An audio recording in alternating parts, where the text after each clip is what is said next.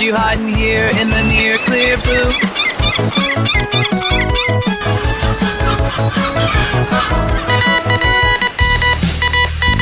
He's been cited by IGN, The Quartering, Timcast, The Daily Wire, Bounding into Comics, and even Dr. Jordan B. Peterson.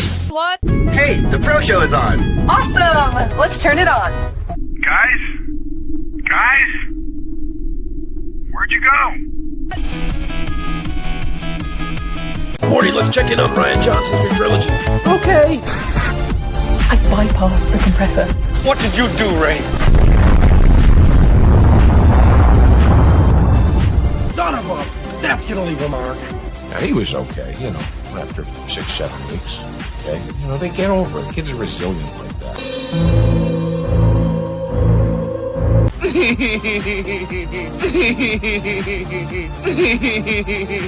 Yeah. I hate it. It's the standard, what would George do? I don't want you here. So sorry, George, I didn't think it would go like this. Fly, you fools! I've fallen, and I can't get up. Weird. Stay away from liquor, kids. I have always liked Cowabunga. Cowabunga! Now that's more like it, Mr. Wayne.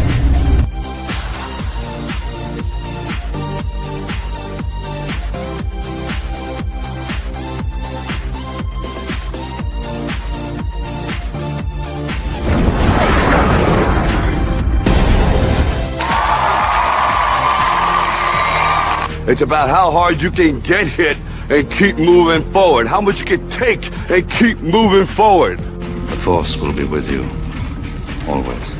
That's how winning is done. I am vengeance.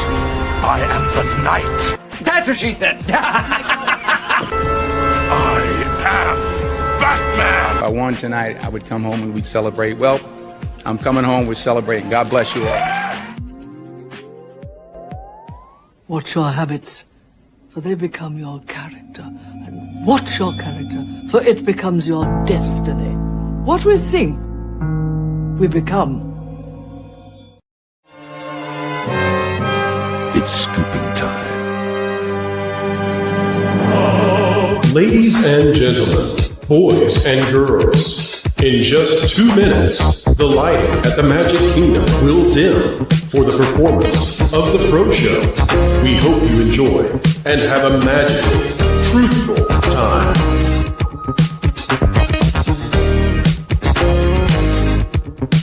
For the safety of others, please, no flash photography.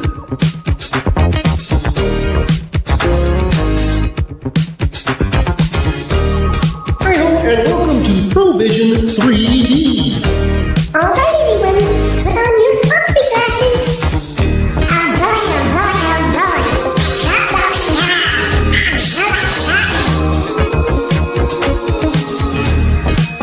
Keep learning, keep growing, and keep having fun.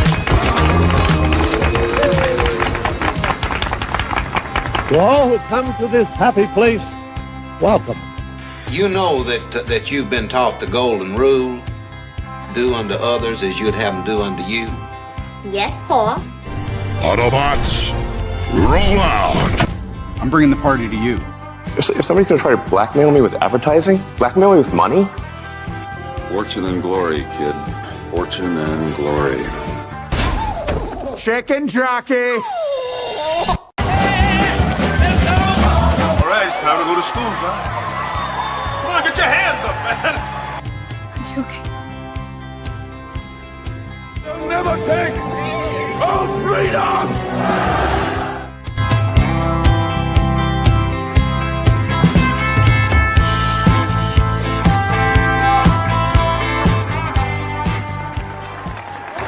From the redwoods of California to the hills of Tennessee to the Rockies and the Sunshine State and Maine with that bright and shining sea.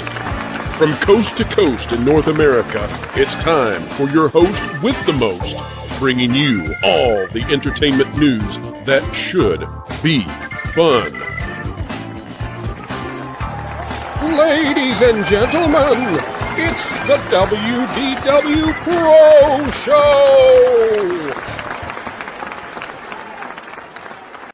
Well, it's Monday. We're back again.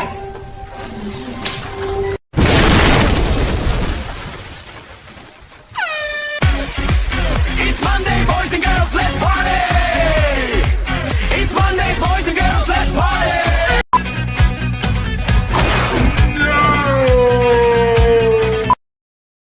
No! Lucasfilm, we're so sorry, but it's going to be a hard one again this evening. Lord Connor is with us. Lord, how you doing, buddy? I'm good. How are you? It's a Monday, Lauren. I'm excited. As I am every day. But it's Monday. It is that. It is that. Lauren, we've got all kinds of stuff to cover tonight, including Star Wars news. We're going to be talking about Hollywood losing jobs, turning into the next Detroit, and the politicians in California trying to save the thing. And celebrities are clawing at each other like cats.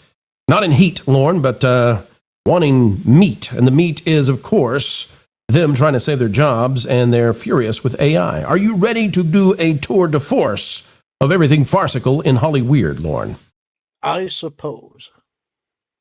And on that note, with that kind of fervorous response, folks, there's only one person in the known universe who is capable, who is able of driving this ship and helping us understand what's going on in the hallowed halls of entertainment. Lauren, do you know the name of this one singular person who can do so? Enlighten me, sir. I shall. It will tug at your heart. You're the one who's out of this world, sweet baby. You're the one who's out of this world. And she's out of this world. Welcome to the Pro Channel for the very first time, Tugs. Tugs, welcome aboard. I feel so complimented right now. Well, just enjoy it because the chat is going to, I think, ramp it up even more as you share pearls of wisdom for everyone out there. Patrick Ganaway, we see you. Peter, you're good to go. Magically, MJ, hail to you as well. Tugs, are you ready for the best 2 hours of fun ever? I'm ready. I'm ready. I'm ready. All right, on that note, folks, let's put the superstars up on the screen and see what you all have to say in your obscene generosity. Packing Protons for 2. Somehow. Blockbuster Video returned. We can only hope, honestly. Lauren, I think is that a reference to something? Possibly cloning, dark science, or secrets only the Sith know. Will we ever explain it in some sort of movie or tale that makes sense at all? Explain is doing a lot of heavy lifting in that sentence. They have sprinkled things in there that will kind of explain if you squint real hard.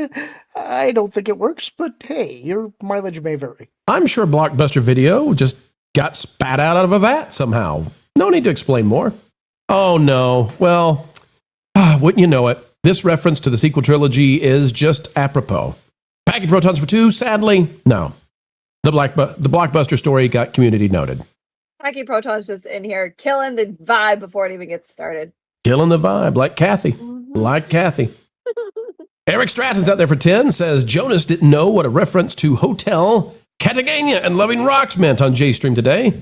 I sent to Sevi Love, who is from Colombia. Last hint, nice snappers. Lauren, are you familiar with Hotel Catagania?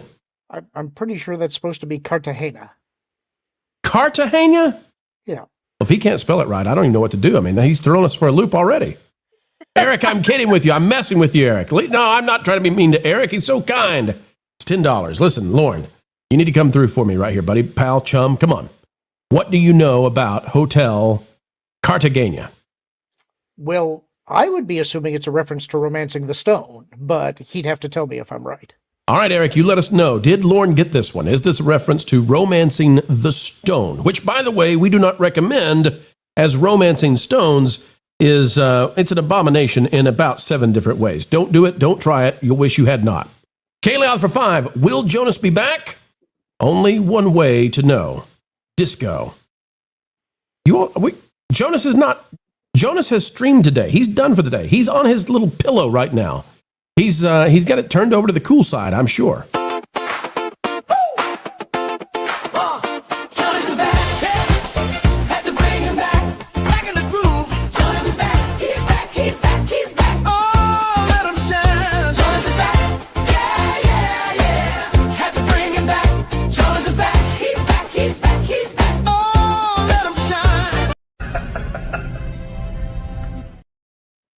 He's not back. Jonas is not back. I was expecting him to fully be here when that was over. It does like Wouldn't that be fun? Right. If we could have done that. We just don't have the budget for it, folks. We don't have the budget. Patrick is out there for 5. Bob is still out. And Jonas and maybe Culture is back. Lauren, can you check and see? Is Culture out there somewhere? Is he out there? Is he back? I haven't seen him out there. I have seen a query from somebody else who I mentioned in the back channel who wants to know if he will be back. Let's check right now, folks. Let's find out if Culture, we're going to call him right now, FaceTime Culture Casino, and see if he's out there.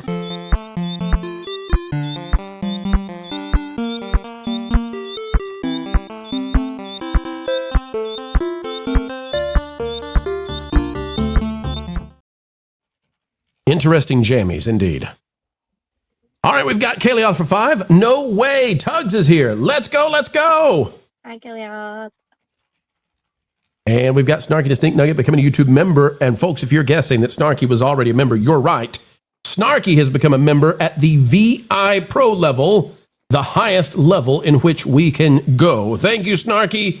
And you know what, Snarky? That calls for a celebration of you.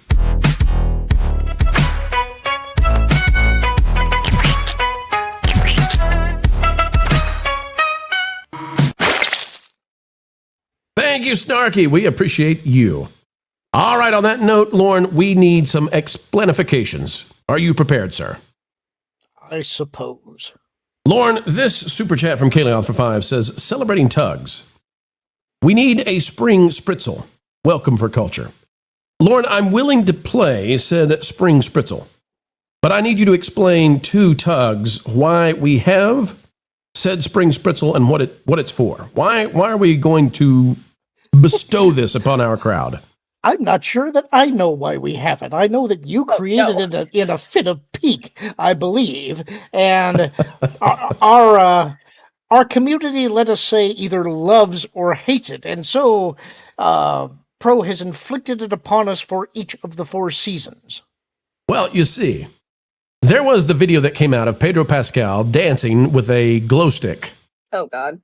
And Pedro Pascal, at the time, was being proposed to us as the purest sign of proper masculinity online. The internet's daddy, Peepaw himself. And behind the scenes, we kind of knew that Pedro is not masculine in a traditional way, if you get what I'm saying. And that's kind of come out now just before the Mando movie. And so we thought it would be fun to make the most feminine, silly song and then have him dancing to the glow stick. And people loved it. I mean, Lauren is being facetious. It was one of the most beloved things we've ever done. And so we've made 4 seasons of Pedro dancing. So with that said, shall we spritzel together? Yes, I want to see this. Let's do it. It's a super spring spritzel. Pedro's big year has Disney dropping. It's a super spring spritzel. Take down Star Wars, Avengers, oh please. They picked the wrong people. Even Bree said, nah, woke is collapsing. Theater snapping. It's a super spring spritzel. Oh, spring spritzel. Switch to Ryan Gosling. Now, I don't think this counts unless you actually show the original. And if you're going to show the original, you should probably show all of them. You're saying you want me to drive down because I don't know what's going on. I don't know if YouTube is not sending notifications, but viewership is not where it typically is. You want me to cut that into 3/4, right? I'm not saying I want you to. I'm saying I don't think that Tugs gets the full effect unless she sees where this originated from. Folks, I want to apologize. He's calling for me to do it live. Do it live! Fine, I will answer the call. Here we go. It's time for my summer sizzle. Cool as a cherry popsicle. And don't hold back, get ready to stun. Fun, fun, fun for everyone. It's time for my summer sizzle. Beach ball parties, yeah, we're just getting started. It's my summer sizzle. Summer sizzle is getting real.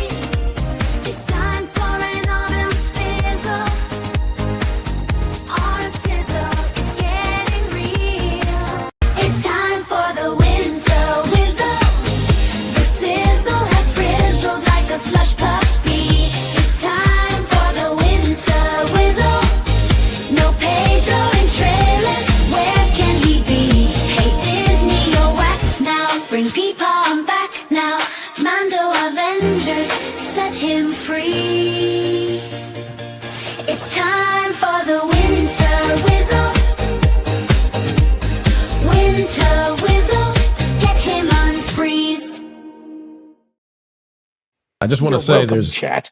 there's a secret message in all of those when you put them together. It took an entire year to get that message out. What is the very end of the spring spritzel? Switch to Ryan Gosling, please. Please, can we all switch to Ryan Gosling? Let Pedro go. Let's do it. I was fully expecting the switch to Ryan Gosling to be him as Ken, to go with the vibes, to be honest. I was fully ready for Ken, because he is Knuff. I think he's Knuff, but I got to say, since he's been with Rocky, I think that's the best version of Ryan Gosling. You put him with Rocky, and I'm ready. I'm ready. Oh, yeah, just like a movie with them. All right, here we go. Back to the Super Chats. Cajun Corey for 5. Tugs took her dog to the lake and noticed he floats very well. He's a very good boy. I'm telling that one the Duke. Eric Stratton for 2. Lorne, you are correct. Jonas is average. Romancing the Stone is the answer. Yay. It is a classic, by the way. Everybody should watch that one. Huzzah and hurrah. Mud Dragon, member for 18 months. No! We'll send more Super Chats. We're sorry. We're sorry. Please. No more Spritzel. Too late. Too late.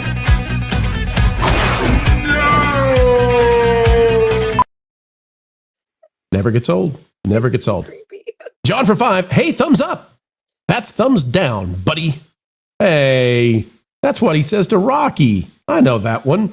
And then we got Snarky Distinct Nugget for $1.99. I despise the peepaw. So do we. So do we.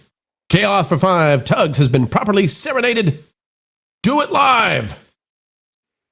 Do it live. Fine. We will. All right, folks, we're going to get started. Before we do, though, we need you to send this out everywhere you know. Tell people, hey, the Pro Show is live. I don't know if notifications didn't go out, but we're about half of where we typically are in audience numbers tonight. Does that mean that we are dismayed? No, never, not ever, folks, for we shall not be defeated by the YouTubes or whatever the heck is going on tonight. And who knows what it might be. But if you, the highest IQ audience out there, could be so kind, just tell your neighbor, tell your friends, tell your parents, tell that kid who keeps riding his bike through your yard, go home and watch the Pro Show right now.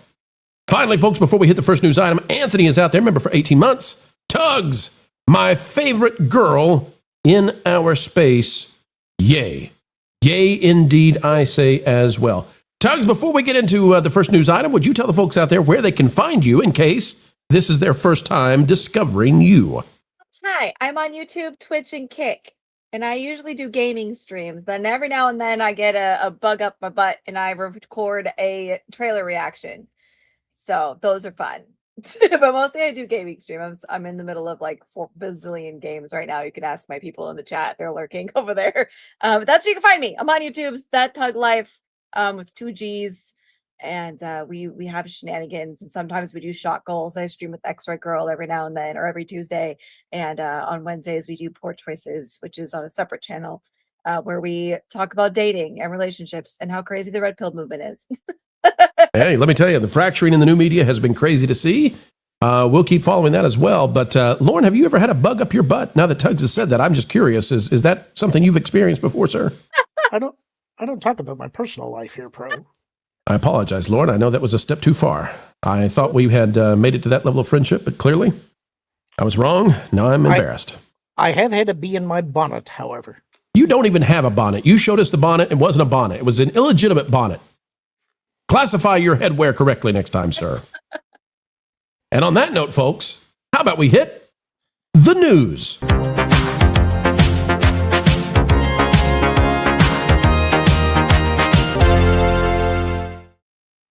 The Walt Disney Company has given up on promoting The Mandalorian Grogu with Pedro Pascal as the lead. Instead, they're switching to Jon Favreau. Lauren, what are you trying to say already? You've got a finger up. Not that finger, different finger. What are you trying to say? Point of order. This is a Pedro story. We have to do the spritzel. We cannot, Lauren. There's no way What is it with you? You have become addicted to the spritz. I just like tormenting the audience as much as Fine, they like one more. me. Fine, it's the editors who are going to be tormented by this trying to figure the clip. Here we go. It's a super spring spritzel. Pedro's big year has Disney dropping. It's a super spring spritzel. Take down Star Wars, Avengers, oh please. They picked the wrong people, even breathe.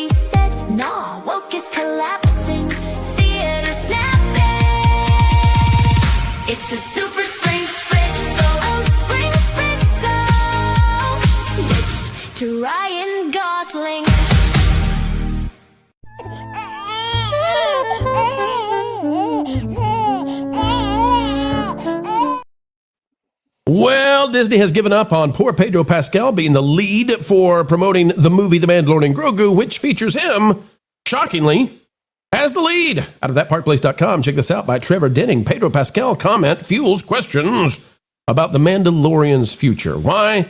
Because every time this guy opens up his mouth, something ridiculous comes out.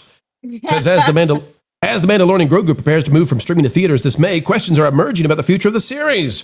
A recent comment from Peepaw himself has fueled speculation that The Mandalorian may not continue as a TV show. Now, we already all told you this was going to happen, but okay. While the Star Wars series helped launch Disney Plus and had a strong first season, audience enthusiasm appeared to taper over time, aka in that third season. During promotion for The Mandalorian Grogu, Pascal and Favreau appeared alongside Sigourney Weaver in an interview with Fandango. Pascal reflected on childhood memories of watching adventure films like Raiders of the Lost Ark. He also said reading the script reminded him of seeing The Goonies for the first time. He noted that The Mandalorian Grogu operates on a much larger scale than The Goonies, but it was just that feeling of a true adventure with characters that are grounded in real relationships and a visual experience that comes from John's imagination, where I feel like he just gets to go all out on this one, he said. Returning to the series, he said, we were very happy with it as a series, and I kept to myself that I was like, it's got to be a movie someday, it has to be a movie someday. And so some are taking from this that Pedro is done with the series, and we believe that's true. And that's, by the way, why it's no surprise to us that Disney has turned essentially completely to Jon Favreau to promote this thing. Yes, Sigourney and Pedro get a time from time to time, but it's mostly Jon that's out there, the director of the film. He's the only guy, I believe, who can drive people to go see it.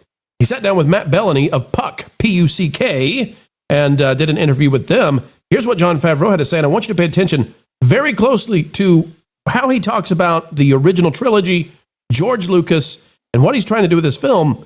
It's clear at this point, at least Jon Favreau, if not Disney, understands the assignment is to get away from the sequel trilogy as much as possible. Here's Jon Favreau. When you go to the movies, somebody might be a big fan, but you want to be able to bring somebody who's not. No, my kid's never seen a Star Wars movie in a theater. And I got to make it work for that audience too. And so Star Wars has always been about emotion, spectacle, humor, excitement, fun. And if you think about it, when we first saw Star Wars, it's been since renamed Episode 4, New Hope. George Lucas dropped us right in the middle of a storyline, but I never felt like I was at a loss because I understood who the good guy was, who the bad guy was, and he pulled me into that experience. And I think he was influenced a lot by the cliffhangers of his youth. And we really lean into that kind of pulpy, fun space opera thing. So I think anybody who's a fan of sci-fi will be able to jump in. But then that's what struck me about the show initially was that it's essentially a Western. Well, pause there. Tugs, the amazing thing is, not a mention of the sequel trilogy. In this entire interview, you can go watch it. Favreau does not want to go there. And I imagine if you put somebody like Dave Filoni on the stage, he would. And I imagine if you put Pedro on the stage, he'll say some things that might ruffle feathers. Jon Favreau knows, even better than Disney, his job is to go out there and make people remember what was it like to see the real Star Wars. Tugs, is this going to work? Can this be the way that they promote the film with essentially just a director and a sentiment for nostalgia? I mean, maybe, but the problem is I love The Mandalorian. The first season, why? Was really good, and it is a Western, and that's how it felt. Like it's such a good show. Season 2 was fine. I like season 2 a lot. The ending with Luke, we all lost our minds, got made fun of for it, that kind of thing. Disney has shifted to the original trilogy a little heavy-handed, and it's a 180, and in my opinion, it's too late. You've already done the damage that you need to do. You created Batu, not Mos Eisley. You're bringing in now the original characters into Disneyland. They look horrible, by the way. It's nothing to the cast members. The costumes are cheap. You're using the original trilogy to talk about Mandalorian and Grogu, but Mandalorian and Grogu's story doesn't make sense with any of the Star Wars timelines at all. Where were they when literally everything, when shit was hitting the fan? Where do they go? So we're going to have this cute, emotional, funsy little adventure film with Baby Yoda. Everybody loves Baby Yoda. Everybody loves Grogu. Fine. It may be good. I have a feeling Han, Leia, and Luke may or may not make appearances in this film. There's been a couple people, I know Tyler in the chat has said that Rogue Attraction has said that, Tom, that he has a feeling that that's part of the reason why they're bringing in all these classic characters, is that they're going to make it a surprise appearance, like a de-aged appearance in the movie as like a surprise. But I think it's also too little too late. You've already spent the last 10 years, 11 now, trashing them, literally throwing George Lucas's stuff in the garbage, all of this stuff. And I mean, I appreciate it. Cool. But where was this energy 10 years ago? And I don't know that Jon Favreau, I think Jon Favreau is a little bit more logical. He is the one that started the Marvel Cinematic Universe. People forget that, but he is behind Iron Man and he's behind that. And unfortunately, they took the reins from him from that too. And it all went downhill from there. But it's too little too late. If they were going to do this, they should have had him running the show from the beginning, I think, in my personal opinion, but it's too little. It's too late now. Well, Jon Favreau has become the go-to for Disney, and just more evidence of this. Lauren, this is Adam Savage, right? Of Mythbusters, right? Mythbusters fame. Adam Savage. Who's he talking to? He's talking to Jon Favreau. Play a little bit of this.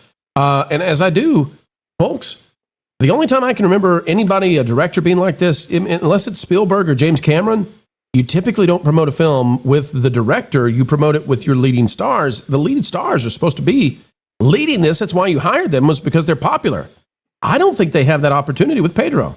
Yeah, the old Tamiya World War II train cars and rail guns, and yeah. And for the weapons, for the spaceships, for everything. So, and you, I know you probably recognize. The Derwent engines for. Right, that's a Rolls Royce engine. Yeah. Right? And before that, it was in the bar. Yes. On Tatooine. So we've Amanda Serino and Andrew Jones are, in our art department. They've been sourcing this stuff as they did on we've really tried to capture the spirit of the originals. Pause there. It's over and over and over. Lauren, there's a consistency to this. There's a current to this. The currency of the day is talk about the originals, talk about how much you respect George, talk about capturing the feeling of the nostalgia of when you first saw Star Wars. Don't talk about the sequels. Drop that aesthetic. And that's what this director, that's what Favreau is doing. And he's the guy who's out there promoting. What do you make of the strategy, Lauren? And I don't think this is going to be enough, but it's certainly something to see him out there doing all the heavy lifting. I've got lots of complex thoughts on this, and well, good. If you were a simpleton, we wouldn't want you on the show. I mean, anybody could be a simpleton. What do you got, Lauren? I've gotten a little sick of talking about it because everybody is so negative about it. And I'm a little ray of sunshine. What are you talking about? Look at me down here. Look at me in my sunglasses. How happy I am. Before I start talking about it, okay. I just want to lay this out because I see it in the chat all the time, and it's starting to get to me a little bit. So I want to lay out my way of thinking. All right. There are so many people that are saying it's dead, it's never going to recover, I hate it, stop talking about it, all that stuff. My take on this is that, look, I understand why everybody feels that way. There's probably nobody that hates the sequels any more than I do. But you have to acknowledge that Disney has recognized that they have done serious brand damage to Star Wars, and they are in the middle of attempting to make a pivot. I have no confidence necessarily that they can rescue this because they don't have a visionary in charge who understands the property, that can tell the story in a way that is consistent with the way that George did it and that would have the freedom to do so.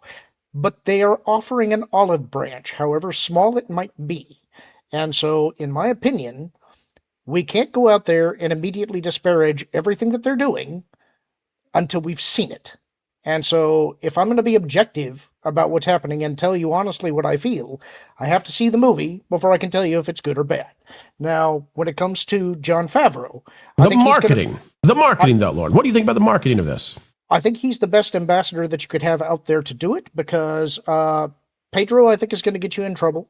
Sigourney, I don't think, knows enough about the universe to actually be able to talk about it. She as much as admitted that she hadn't seen the show, and the only thing that she knows about is Grogu. Now, I kind of disagree with the audience out there that says that the general audience is sick of Grogu. I think the hardcore fans are, but I think the general audience, I still hear people obsessing over Grogu and how cute he is.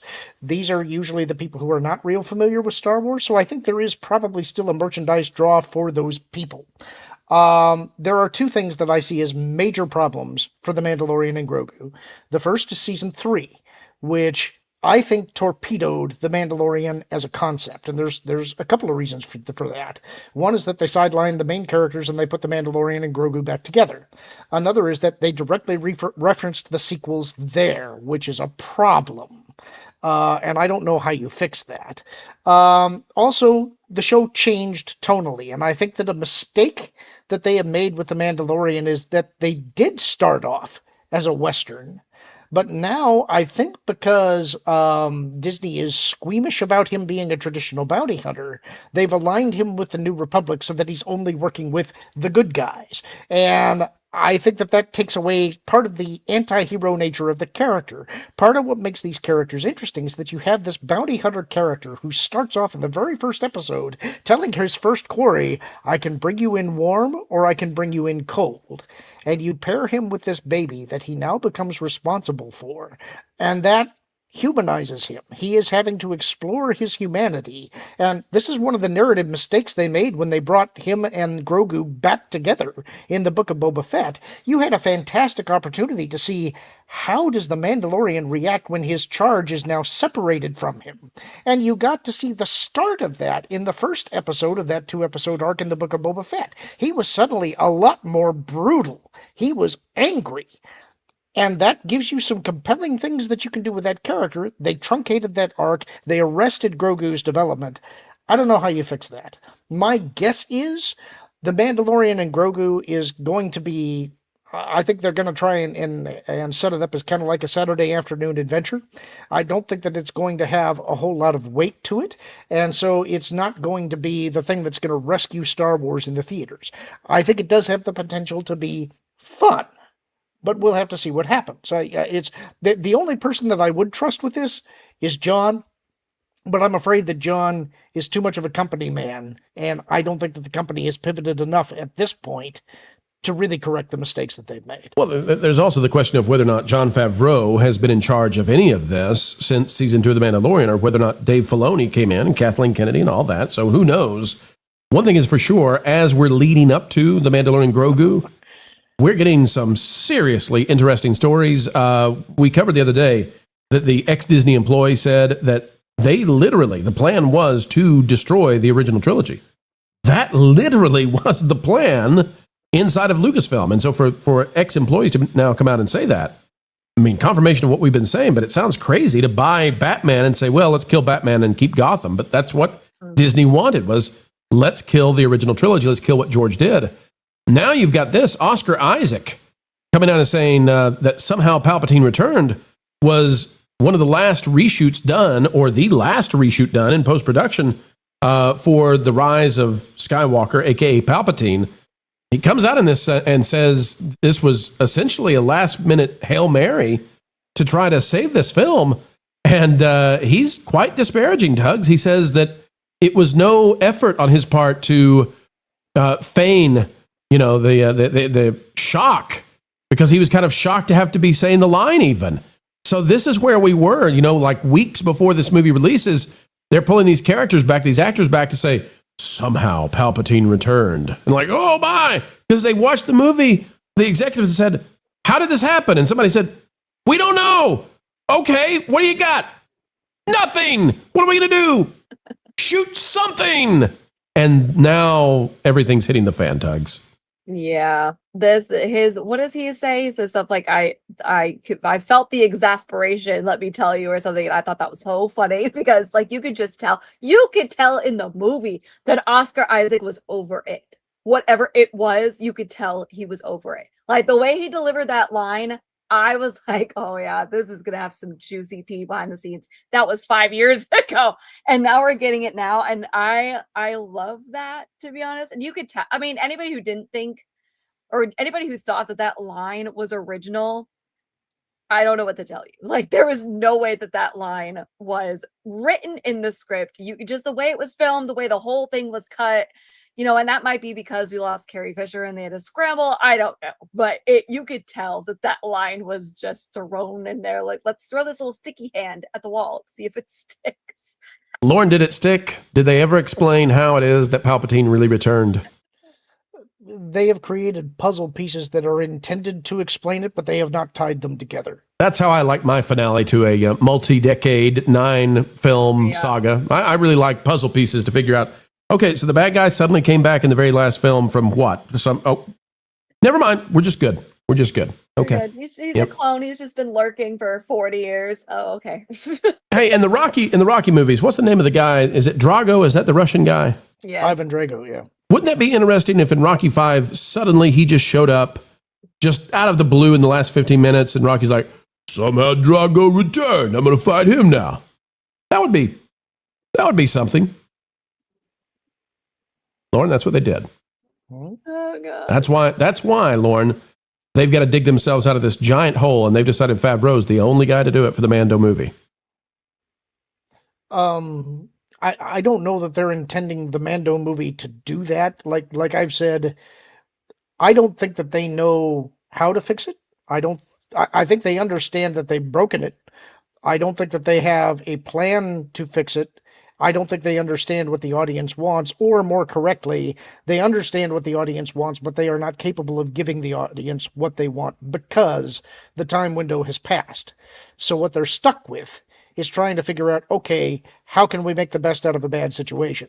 And I think that what they're doing now is as much research as they can to try and figure out what can we do that can improve our situation from where we're at now. That's not going to hinge on one movie, and certainly not this movie, but it's a start. If you had to guess, would this one or Starfighter have the bigger box office? If you just I know we don't know how Starfighter's going to be, but if we had to make a guess, which one's got the best chance? Just based on the audience draw for Ryan Gosling alone, I think Starfighter's the easy bet. But a lot's going to depend on what is the story for that movie and what is their intention for it. We don't know really anything about it other than who is cast and a couple of little minor scene details. Until they give us more meat on the bone, it's difficult to know how the audience is going to react. Tugs, what do you think? Does Mando have a chance to cross the $500 million mark, 500 million at the box office, or are we lower than that? I honestly don't know because I have said things have been wrong before. Nobody knew the Minecraft movie was going to do as well as it did. Everybody thought that was going to be like, oh yeah, it'll be fun. Like it's going to make money. Obviously it's Minecraft, but the money that it made blew literally everybody out of the water. Even the Minecraft people, they're like, this is weird. You just don't know, especially nowadays. I think that there is a craving for kids movies. There's a huge craving for them. Theaters are expensive, however. So I don't know. I don't know. I think the merchandise is going to sell well. They dropped the releases for like the popcorn buckets and stuff. There's an AT-AT popcorn bucket. Did you see they gave away part of the plot though in that one? No. Well, I saw the little Mando guy crawling on the side of it. Oh, see, that's the thing. That's the thing. I don't know. Lauren, should we put that up on the screen? Is that okay with you if we do that? Yeah. Go ahead. I don't care. Okay, let me see if I can get the popcorn buckets up there. Hang on, folks. We'll get it up there. Behind it. But there's a plushie. I mean, the merchandise is going to sell. Grogu is a draw. I love Grogu. I think he's adorable. He doesn't make any sense, really, but he's adorable, and I love him. So that's going to make a draw. The movie itself, I don't know. I think it'll go well, but will it stay well in the theater, or is it going to have a hard drop? I think that will also depend on plot.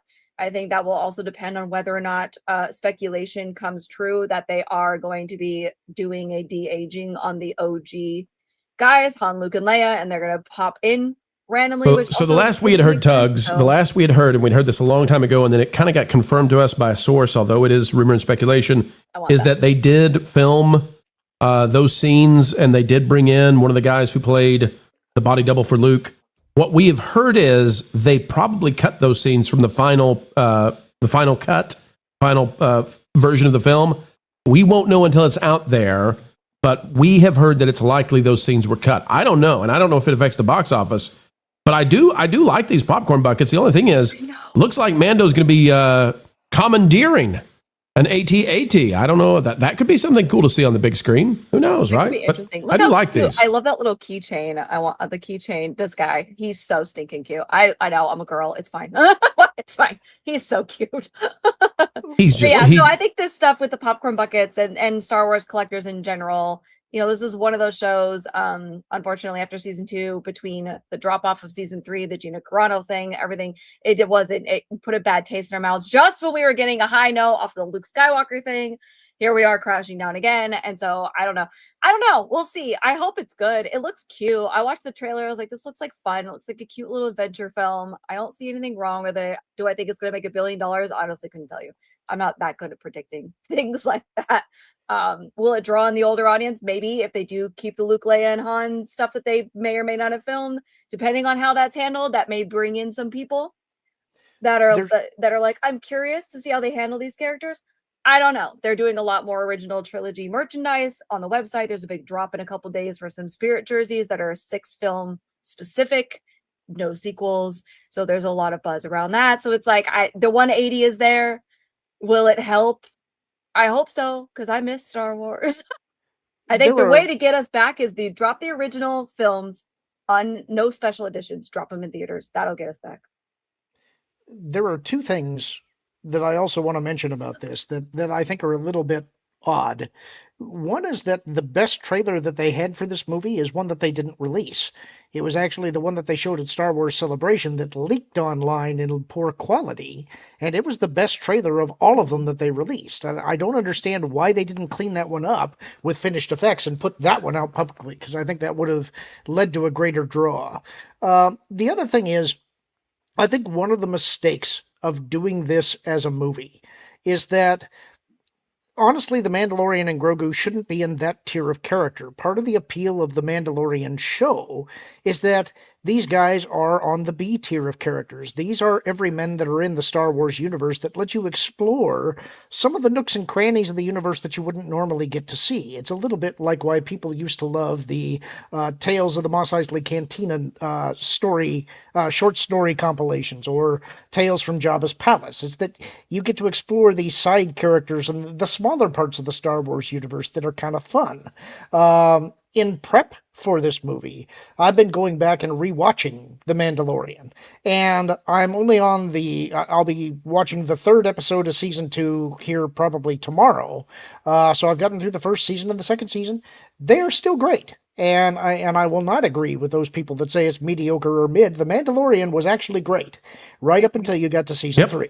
Yep. And so season 3, that's why I wonder if Favreau lost control somehow. Is because the quality difference in season 1 and season 2 versus season 3 is like caviar to dog food. It's just it's nowhere even close. It doesn't resemble the same show. It's so odd to go from those. And if you binge watch it, it's stark. It's remarkable how bad things become very quickly. Yeah. And the marketing for this movie is weird to me too, because I agree with Lauren. Like the Super Bowl thing was weird. It was fine, but the marketing has been odd.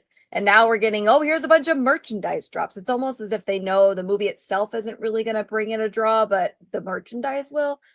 Which I guess, okay, obviously, yeah, because it's Baby Yoda, it's Grogu, that kind of thing. But it's just a really weird, it's a really weird marketing tactic going on here. I don't really know what's happening. I think now that they have accepted the fact that they have done brand damage, their own confidence has been shaken. I think they're not confident and they don't quite know what to do. And that's really frustrating, because it should be obvious what needs to be done. But I think they're in a position where, so far at least, they feel they cannot do that. And so they're stuck trying to, again, make the best of a bad situation. And this movie isn't going to do that. The next 2 movies aren't going to do that. The only thing that will do that is if they change their structure internally such that they have somebody who is actually a visionary, not Dave Filoni. Somebody who is a visionary, who is the guy who says what is and is not the overarching storyline going forward, who is the one guy who makes the decisions and is not making decisions by committee. And he's got to understand the universe and be a fan himself. If they can't do that, they will not recover. Yep.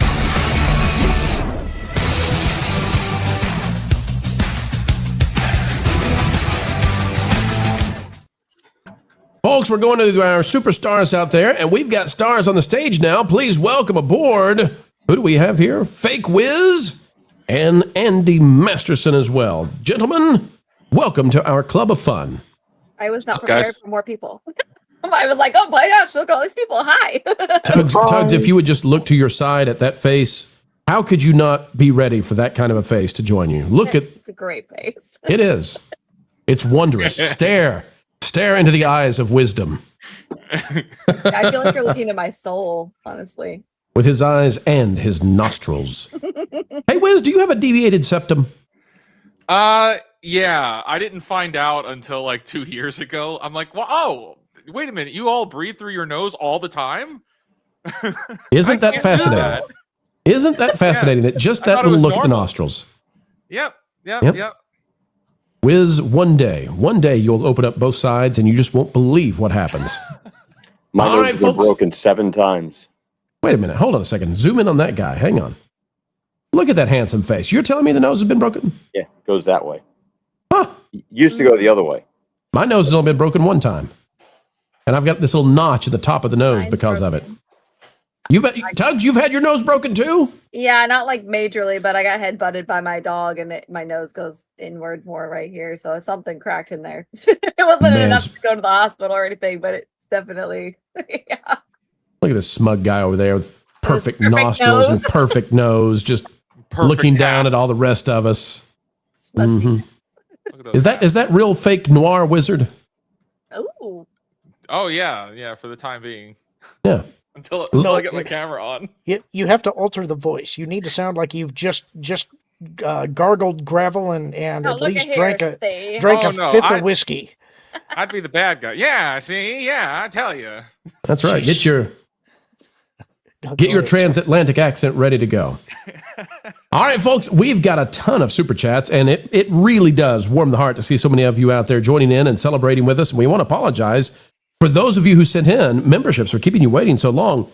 This is utterly kind and good for us because I don't know if YouTube didn't send out the notifications or what, but it's a bizarre kind of eve. We're so glad to see all of you out there with us. And look at this. Solstice Studios gifted 20 WDW Pro memberships. How kind is that? Well, John decided to do the same thing, gifting 10 WDW Pro memberships. And then Eric Stratton hopping in with another 10 for the win. Ladies and gentlemen, that is 40 memberships for free, gratis. And that means it's time for a celebration.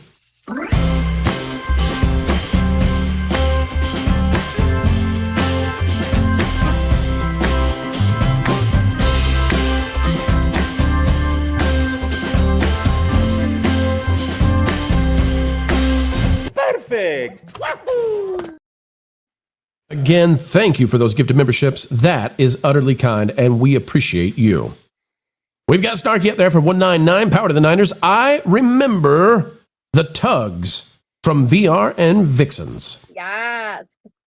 How cool was that, eh? All right, we've got Mech1164 for 2. Lorne had a fly in his fedora. That's probably more accurate than a bug in the bonnet. By the way, did we find out, is that an idiom from somewhere geographically that Tugs just grew up with, a bug in your butt? I did, yeah. You got a bug in your butt? I'm familiar with it. I think that's. Are you? Oh, okay, all good. over I the thought maybe I made it up somehow. Bug in your butt. All right, fine. All right. Let's see. Snarky out there for $4.99. Keep the Goonies out of their blanking mouth. Oh, he's going Will Smith on him. Look out, he's going Will Smith. Who's he going to limp-wristedly slap? Oh boy, we better get Wiz down again. He's out there. He's trying to find Rocky. Snarky for $4.99. I love Adam Savage, his art and experience within the film industry. He is well-respected maker. Tested is a great channel. I agree. And I've had the pleasure of meeting Adam Savage. He's a very nice guy. I've seen him at the cons. And I've waved at him. And he's looked back at me and not waved because he didn't remember me or know who I am. So, but go Adam Savage, go. He's had 2 videos up so far from the Visit for the Mandalorian and Grogu promotional tour. The one this morning, he actually got to go inside the cockpit of the Razor Crest, and he was taking video and pictures of everything. I guarantee you he's going to have some major builds in his near future. How cool is that? We've got Kaylee for 5. Generational closure has occurred. No matter what they do, they can not only build a new audience going forward, the fans pre-Disney. left pre-COVID. Wait a minute. When did season 2 come out? 2020. Did it come out the end of 2020? Yeah. December 2020. Okay. So I think they still had goodwill. I take the point, Kaleoth. I think you're generally right about it, but I think they had the chance. They had the chance, and they decided to fire Gina Carano and take everything in an opposite direction. And here we are. They had the chance. It was the Filoni led for sure, because they were tying in the Ahsoka show and. Okay, well, that just came out today. Did you guys see that report that Favreau said that originally the plan for Mando 4 was to have it tie in with Thrawn and Ahsoka? Just like we said. Yeah. Just like I just said. Tug's got connections, okay? That's all there is to it. She's like Mike Zero. She's got those thumb drives ready to go. Sometimes I throw stuff at the wall and it sticks. John for 5. No, I do not accept their pivot. I am done. They hyper jumped the franchise into oblivion. OG fans are pissified and will not accept overtures. What about if they CGI Leia in there? What if they do that in this movie? I will accept an overture of fixing the heck out of Galaxy's Edge, because Wiz wants CGI Leia one more time. Oh, no. He's not had enough of her. No, please. no more. Leia in space. She can come back again. She can go fly out there. They'll retcon it. They'll retcon Leia so that now you know she always was flying in space with the Force. It's just, you didn't know it before. Snarky for $4.99. Like, share, and subscribe. Thank you, Snarky. We appreciate you. Kaleoth for $5. There is only one way to revive a franchise: a script that captivates widest new audience with the tightest budget possible, connecting with the average man. Agree. And the kids. Snarky's out there for $4.99. Rocky 4 is incredible. The montage and music is amazingly inspiring. Can I tell you guys that in the entire franchise for Rocky, my favorite one is Rocky Balboa? That's my favorite. Not Rocky 1, not Rocky 2, not Rocky 3, or 4, and 5. Rocky Balboa. I'm shocked to say that the 6th entry, decades later, is my fave, but it is. Is that the one where he's got his son? It is, yeah. And he gives that speech about gives the speech. Yes. Gotta keep moving forward. Yep. Goes to the grave of Adrian.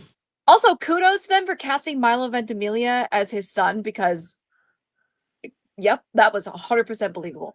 You got it. Jim Butler became a member. I'm betting at a higher level. Welcome aboard to that next level. Kaylee for 5. AMC Theater still has Galactus popcorn head for $80. Yeah, good luck moving that thing. The AT-AT is projected to be 60. Find Pedro, a female celeb, arm to awkwardly grab on camera. No, caress. He's got to awkwardly caress. Where's Sue Storm at these days? We've got Patrick Inaway for 5. Filoni baloney. Agreed. Oh, baloney is baloney.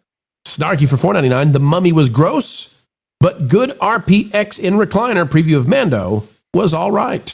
They put a preview of Mando in front of the Mummy? They did. Wow. Oh, did they? Did you watch the Mummy? Wiz? I have a video coming out about it tomorrow. It was all right. We won't dig too deeply then. Why would you do that? Are you happy, Wiz? About the movie? No. It's the video is titled "Horror Films Cause Desensitization to Violence." So that's how I feel about the movie. I read plot about the Mummy movie, and I was like, "This sounds like garbage." Real life fake wizard PhD. Garbage. That's the title for that one. Whole other story. I had to look into science to do the video, so yeah. Oh no. And Snarky for $4.99. The Wiz taking it to Hollywood, whizzing out the woke. Oh boy, I take that for what it says. Wiz, I've been thinking about this, and you've been doing these videos that I think actually are quite intellectual, and I've been thinking about how do we elevate. I hate just doing celebrity gossip, and I heard that somebody that I know that you and I both admire, Dr. Jordan Peterson, is not doing so well, that he's continuing to suffer with medical issues, and we wish him well and hope that he recovers. But somebody's going to have to start filling in these gaps, and I guess it's going to be us. That's going to be our channels, Tugs, Wiz, Andy, Lauren, me. We've got to fill in this gap where somebody has got to start explaining why these characters and these stories matter so much and why we've got to return as a culture to great storytelling.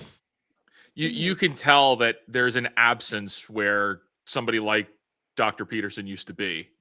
Like, there's no one else online anywhere talking about talking about anything that he used to talk about. There is a massive void where he once was. So I hope he recovers. And, I don't expect him to get back out and doing what he was doing before. But, just to know that he's okay would be very comforting. And so far, it doesn't seem so. We would like for that to change, you bet. And in the meantime, folks, what he was doing matters tremendously. And I think we've got to take up that mantle. We've got to carry that torch, that banner, because stories truly do matter. The other side understands it. It's why they stole them from you. And we need to recognize what the value is and save these things, save our heroes, or at the very least, create new heroes in the archetypes that they tried to snipe away from us. So that's what I think. And that's why we do what we do, folks. That's why a wizard puts on a fake beard every day. He puts on his beard one whisker at a time, just like the rest of you. The difference is he makes YouTube videos as soon as he does so. I was going to send in a suggestion during the stream this morning that when Culture donates his hair, you had mentioned shaving his beard. He should donate that to the fake wizard because he that really would should. amuse me. I'm good. No. I think it would be I great. have my plastic one here that's going to. You don't want. We're good. You don't want Culture's botanically scented Culture's botanically scented whiskers. You don't want that on your just below your nostril, sir. The scent of purple potatoes? Come on. Yeah, no, he's had enough purple potatoes for a lifetime in that thing. I'm good. The amount of fiber in that man. Oh my gosh, Andy's got his little tiny head. Look at that guy. Andy, you're going to have to update. Culture's gone just a little bit more gray, just a little bit. We want that. Yeah, a little paint will do wonders. Yeah, there you go. Culture, and here he is. Look at that. All right, folks. Well, let's dive into the next news item. And what are we going to be talking about? Well, it turns out that celebrities are waging war one against another over AI. And oh my, wouldn't you know it? This one's getting brutal. Let's talk about that right now.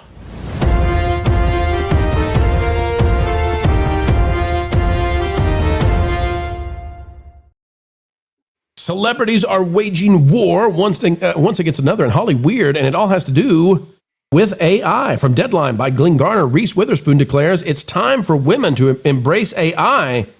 Want to learn with me? Reese has said it's time to dive into artificial intelligence, and the reason why is she says that women are more in danger of losing their jobs than men when it comes to AI. And frankly, I think she's right.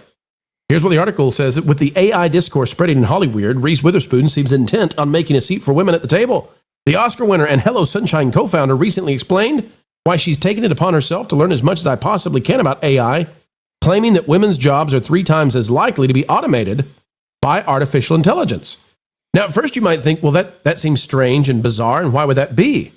And then you start to think, oh, wait a minute. It's because AI goes after first the white-collar jobs. The guys who are building the sets, the carpenters, the guys who are doing the heavy lifting, they're less likely to lose their jobs because AI isn't going to be doing that kind of stuff right away. It probably is going to take quite a bit of time. So there you go, folks. It may actually be true. And then guess what else? Sandra Bullock is facing heavy fire. If we can pull that up, that story up, we're having some problems with that. Let me see if I can get it to go. Actually, we'll pause right now while we try to resolve that technical issue we're having in the back. What do we think, Tugs? I'll go to you first. What do you think about the idea that AI is, by virtue of what it goes after, more of a risk for women in Hollywood than men? I never thought about that, but she is probably right. And I don't even think about it as a technical side, but that's how I mean, the big joke in Hollywood is that you age out as women, right? Nobody wants to look at you when you're older, or you start playing the mom roles or the grandma roles or whatever. Like that, women in Hollywood have been complaining about it for literal decades. Well, this is a real easy thing, and now I could just create a fake younger you, and it doesn't matter. Or if we need a young person, we can't find a young person. We want a Reese Witherspoon, but she's too old now. We'll just create our own version of Reese Witherspoon, who's not Reese Witherspoon, but gets the same idea across. Younger, I got to pay her as much because she doesn't exist. Now, we had an issue with the prior article. We've switched on over to this one to save the day. Here I come to save the day out of nofilmschool.com. Sandra Bullock wants you to make AI your friend. This is Sandra Bullock. She says AI is still the topic of conversation on everyone's mind. That's by Jason Hellerman, especially as the Hollywood unions work to negotiate new AI provisions. But this week, as Deadline reports on CinemaCon, which is the website that would not load for us all of a sudden, Sandra Bullock was asked about AI, and she took a different route than most people in her business. She said she thinks it's time for Hollywood to stop running and start learning. Well, guess what? Did Yes. she remember that she starred in the tech paranoia film The Net? Did she learn anything yet? Skynet's coming for her. Dionne Warwick. Do I have that name right? Dionne? I think that's right. Dionne Warwick mocks Sandra Bullock and other influential people advocating for AI. The celebrities are turning on each other over this thing, and that's not the end of it, right? That's not the end of the fury that's being aimed. Because if we go to this, Daily Beast has Oscar winner predicts dark future for Timothée Chalamet. This is perhaps the most brutal one. Charlize Theron is really angry with Timothée Chalamet. And you all remember that he was mocked and ridiculed at the Oscars and emasculated and all that kind of stuff. They literally made a plastic mold of his butt and spanked it on stage while he sat there. He actually left the Oscars early. It says here, let's see. She says, here's what he had said. I don't want to be working in ballet or opera or things where it's like, hey, keep this thing alive, even though no one cares about this anymore. He casually added, all respect to the ballet and opera people out there. Theron, who won Best Actress for Monster in 2004, addressed Chalamet's comments in an interview with the New York Times, where she called dancers superheroes. And she says, oh boy, I hope I run into him one day. She said, Chalamet made a very reckless comment on two art forms that we need to lift up constantly because, yes, they do have a hard time.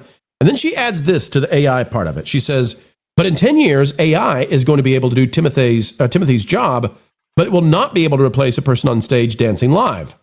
And we shouldn't crap on other art forms. He's not wrong. Well, here's where I would differ a little bit. I think there's going to be, in the age of AI, I think people are going to perform theater live. I think they're going to be on stage. I think Broadway continues to exist. I think people want to see live performances. I think all of this continues to exist. But what I'm finding fascinating is that usually the way this works is the Hollywood trades put out the orthodoxy. The Hollywood trades will put out, this is the official stance of our industry, and then all the celebrities fall in line. It's very interesting to me that they're not on the same page this time with AI. And that's creating this back and forth of sniping one at each other. They don't all agree this time. There's not an industry specific answer to this. And Wiz, that might have to do with the negotiations with the unions and all of that coming up in the studios. They don't have a handle. They don't have a unified front. Why? Well, I like that we opened this talking about Reese Witherspoon, who is like many multi-millionaires, right? I don't know if she's a billionaire. I want to say she's a billionaire, but Reese Witherspoon is business. She's all business. She has been for a long time. So she understands what's on the horizon because she's in it. She sees it in real life. It's more than just Hollywood, okay? If we look at Dionne Warwick is 85 years old. She's not exactly in the know of what's happening and what's on the horizon in tech and Hollywood. If we look at what's going on in Broadway and opera and things like that, they're not exactly in the greatest financial positions, okay? They're not going to go away, but to your comment, yeah, there's going to be a very niche thing as they are now. There will remain a niche thing.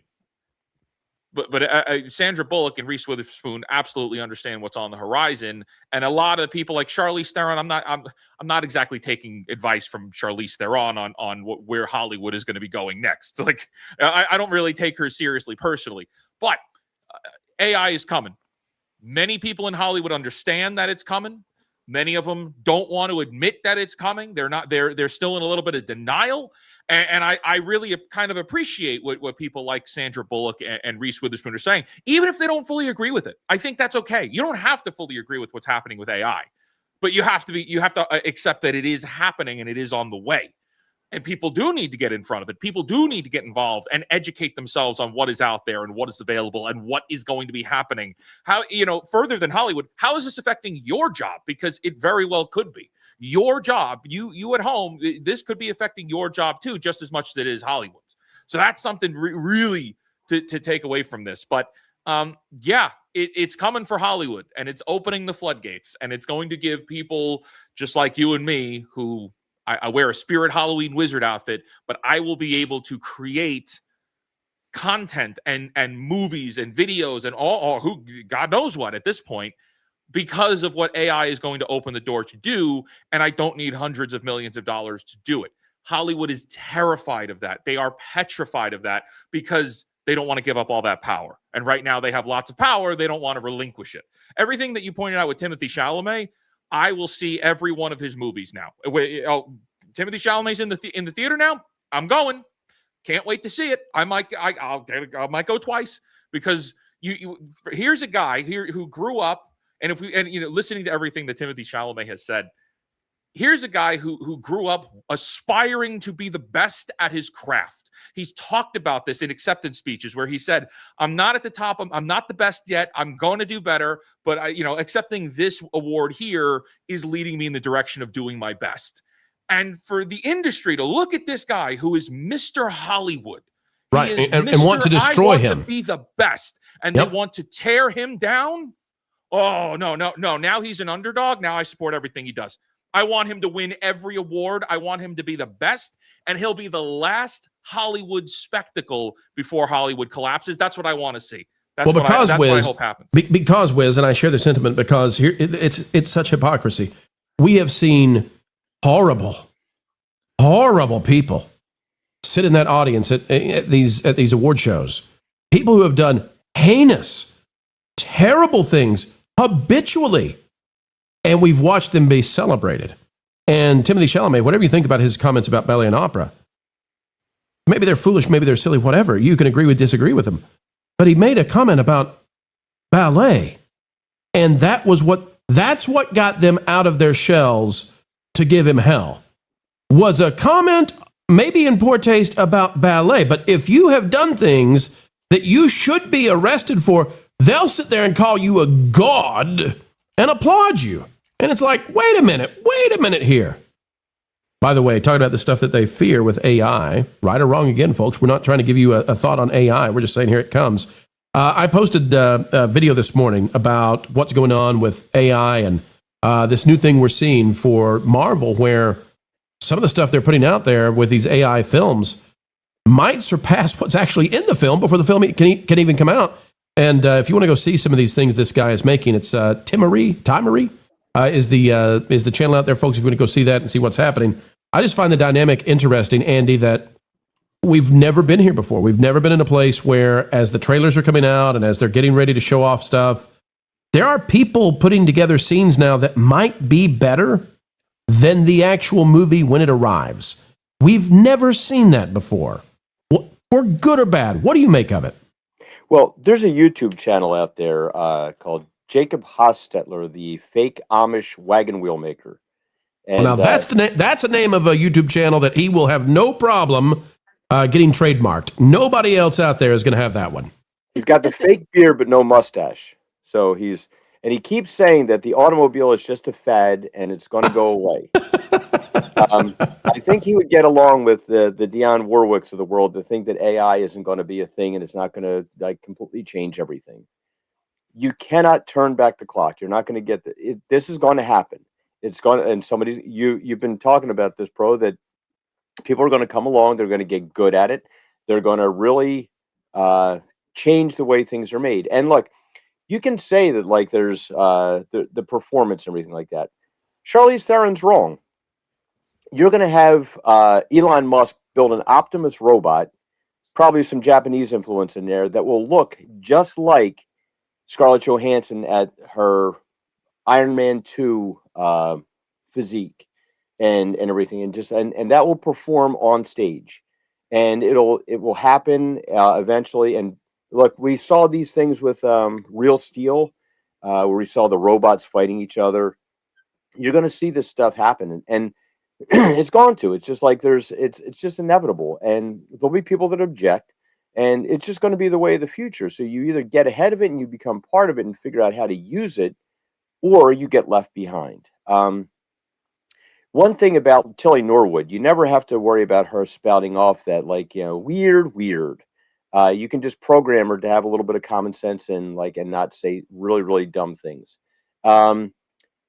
They can make these arguments all they want, but AI is coming, and especially when you see these, we've been talking about this, the Star Wars videos.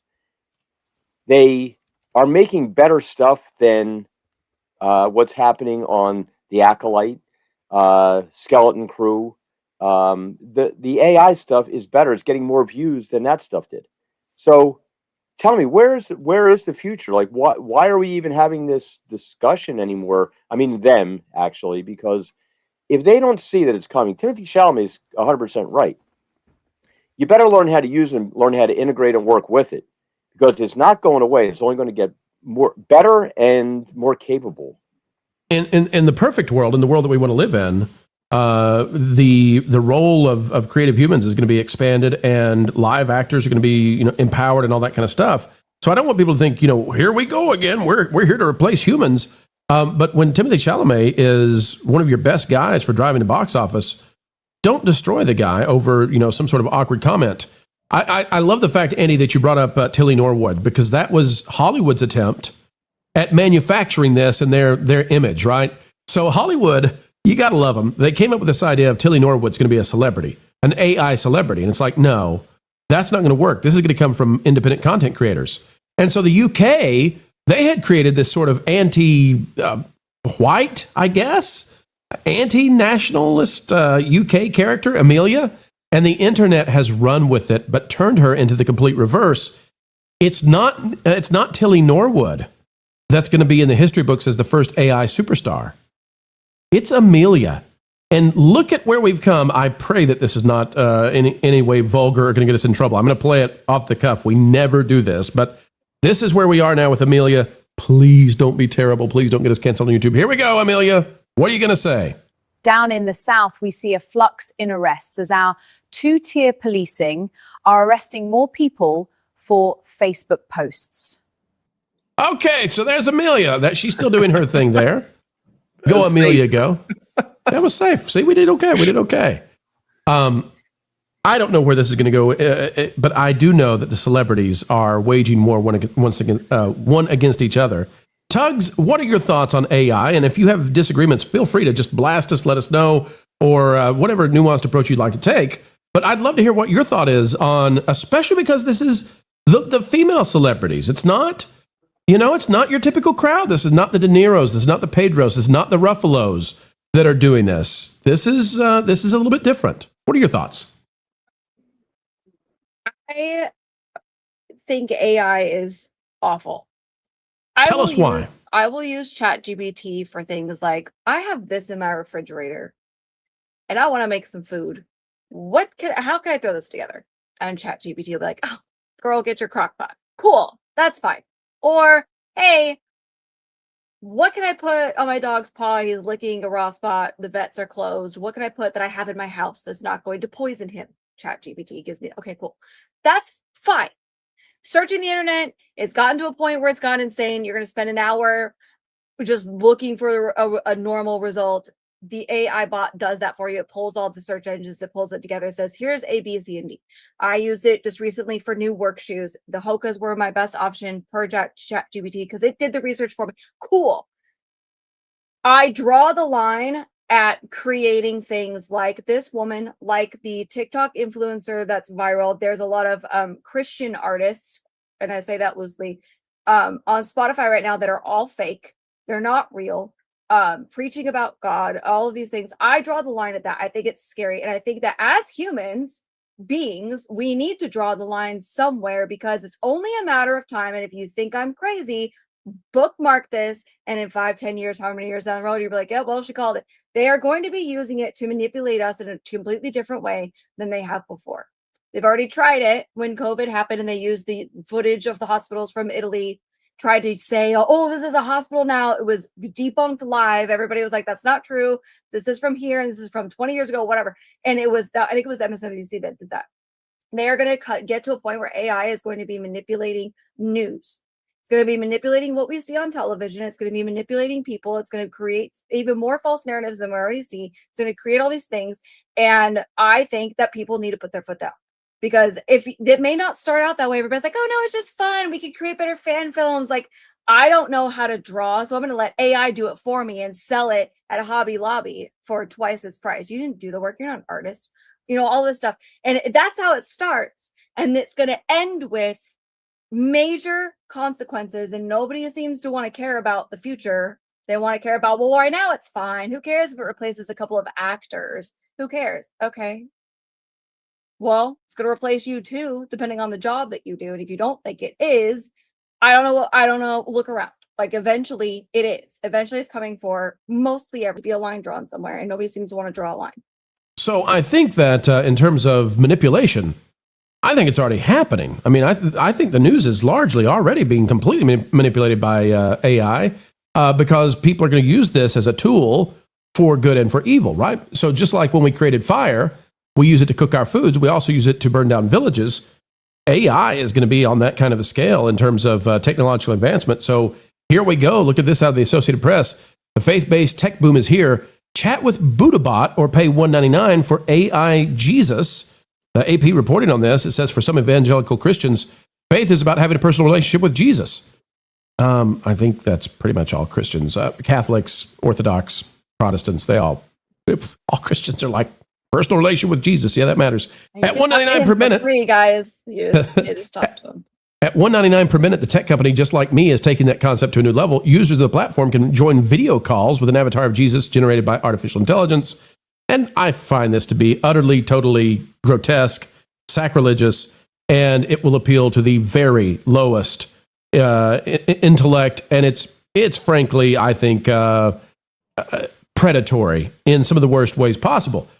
That said, we got to deal with this world that's coming, and there's no way to slow down AI because it's a tech, what would we call this? It's a tech arms race between the U.S. and China, and whoever gets there first, it's for all the marbles, and we cannot let China win. So thus, we're in this game where Elon had suggested just a few years ago, 2 years ago, we all need to stop. We need to pause this thing.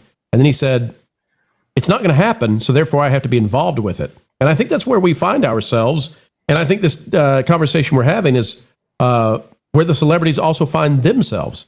And we're going to have to, in very rapid form, figure out what are the correct and incorrect uses of this technology that does things we've never been able to do before.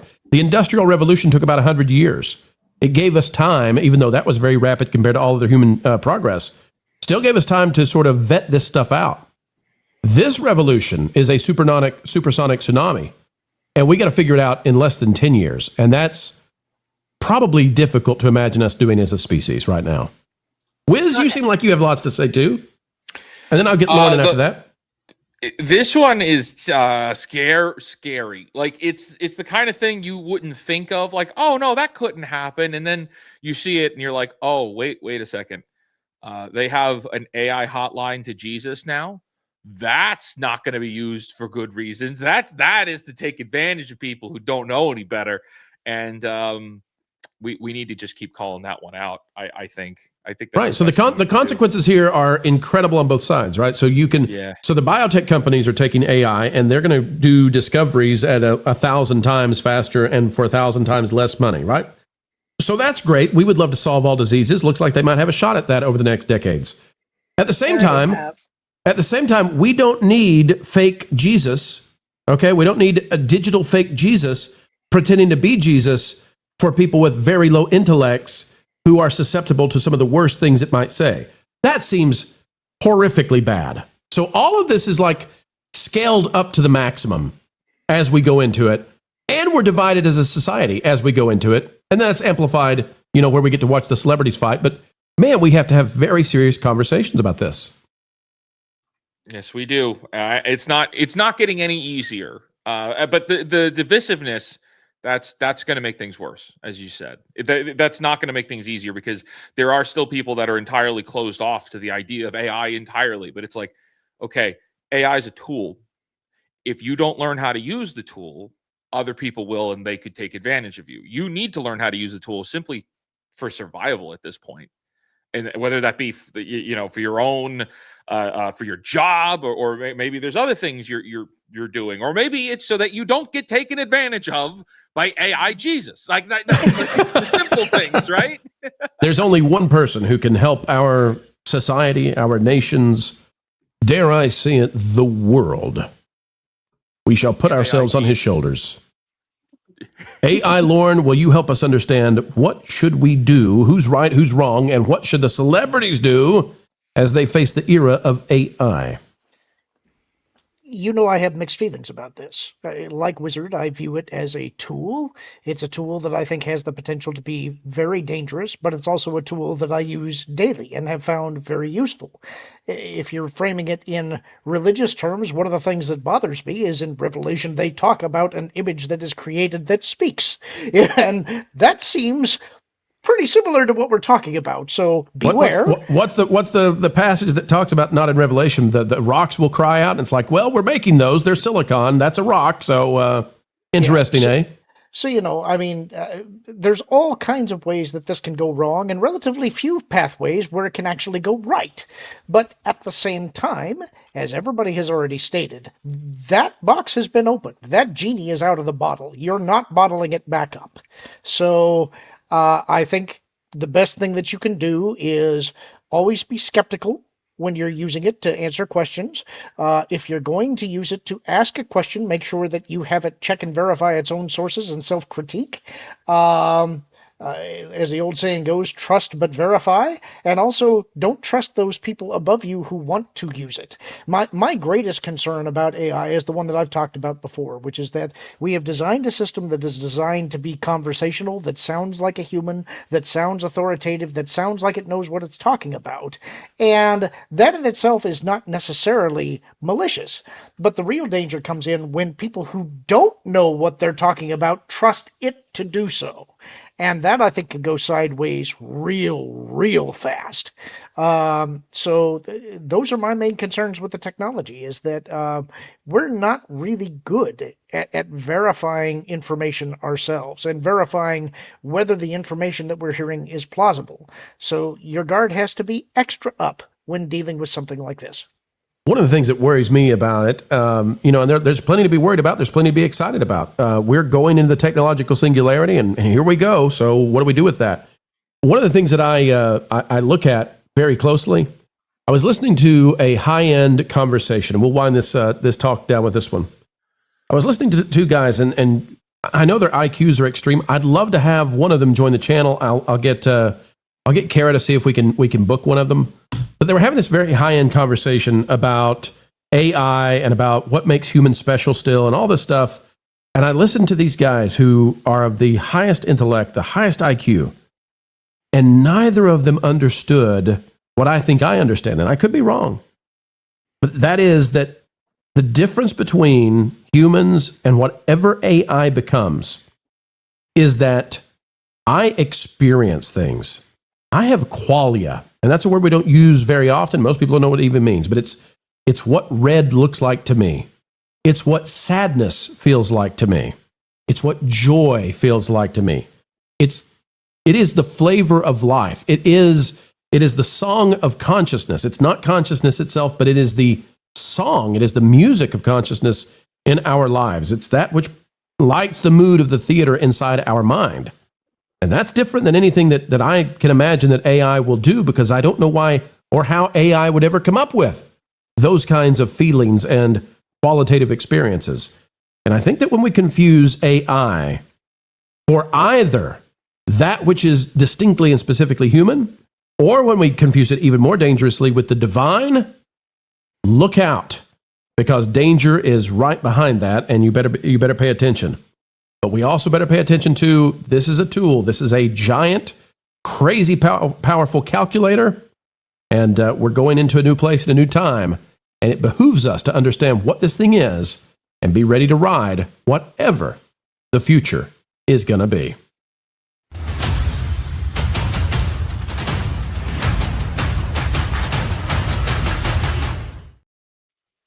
Well, we went places, eh?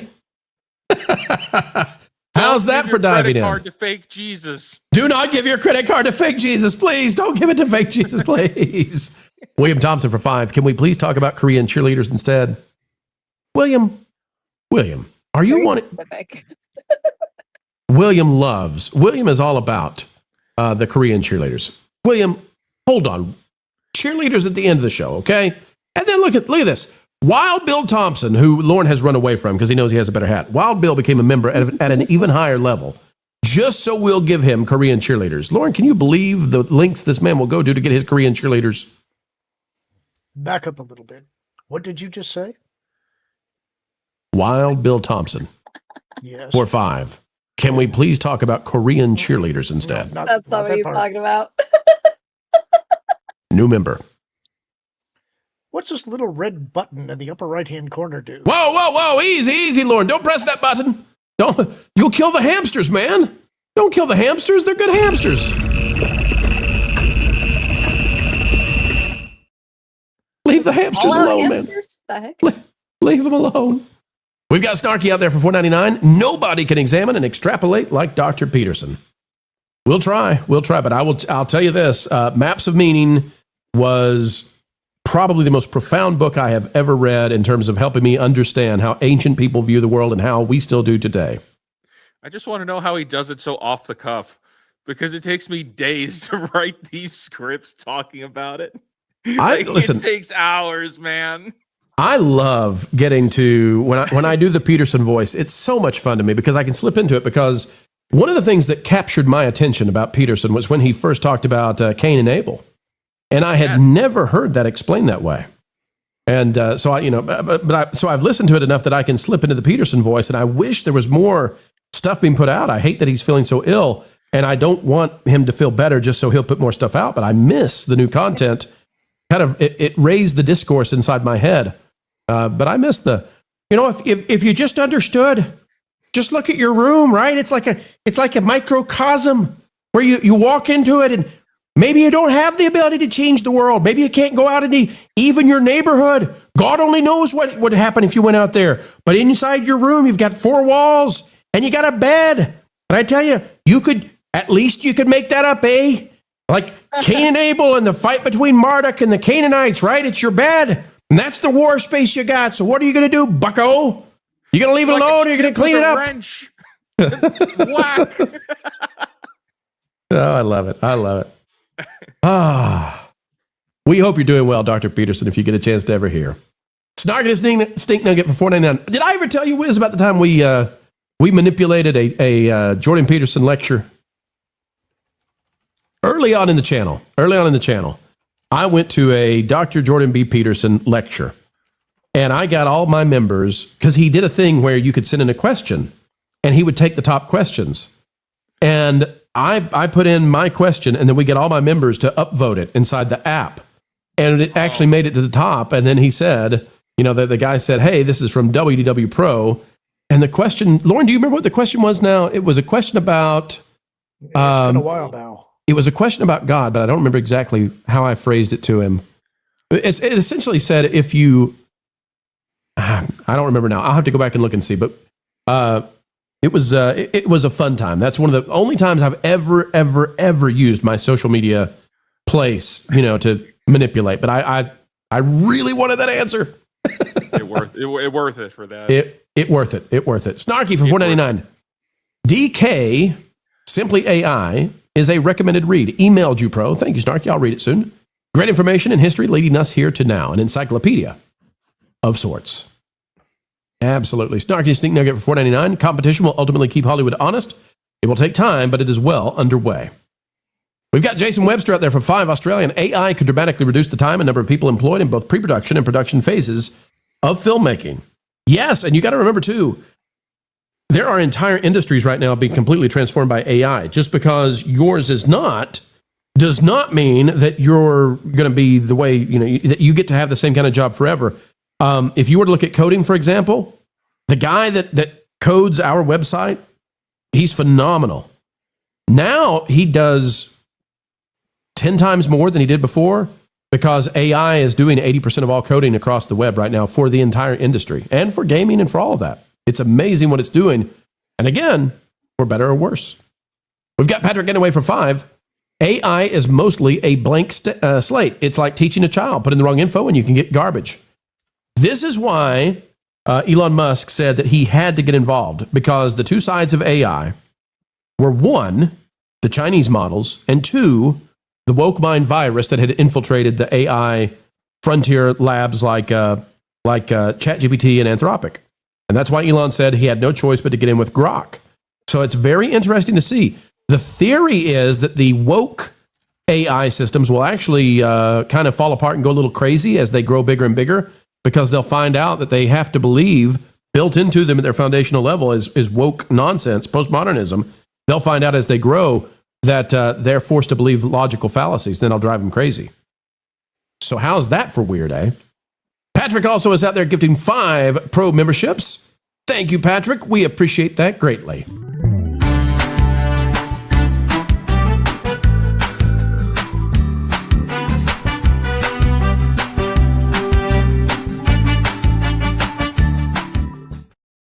We've also got Jason Webster out there for 5 Australia and just watched the trailer for the K-drama about South Korean cheerleaders entitled Cheer Up. Hey, William, where do you get your Korean cheerleaders? Just wait till the end of the show. We'll go there. Luis wait a minute. Hang on a second. No, I assumed improperly the ethnicity of the name. So we'll go with Luis Garres. Maybe? I don't know. Luis, you tell us how badly I butchered that one. For 10, you guys should check out A Million Amelias by Skybrows.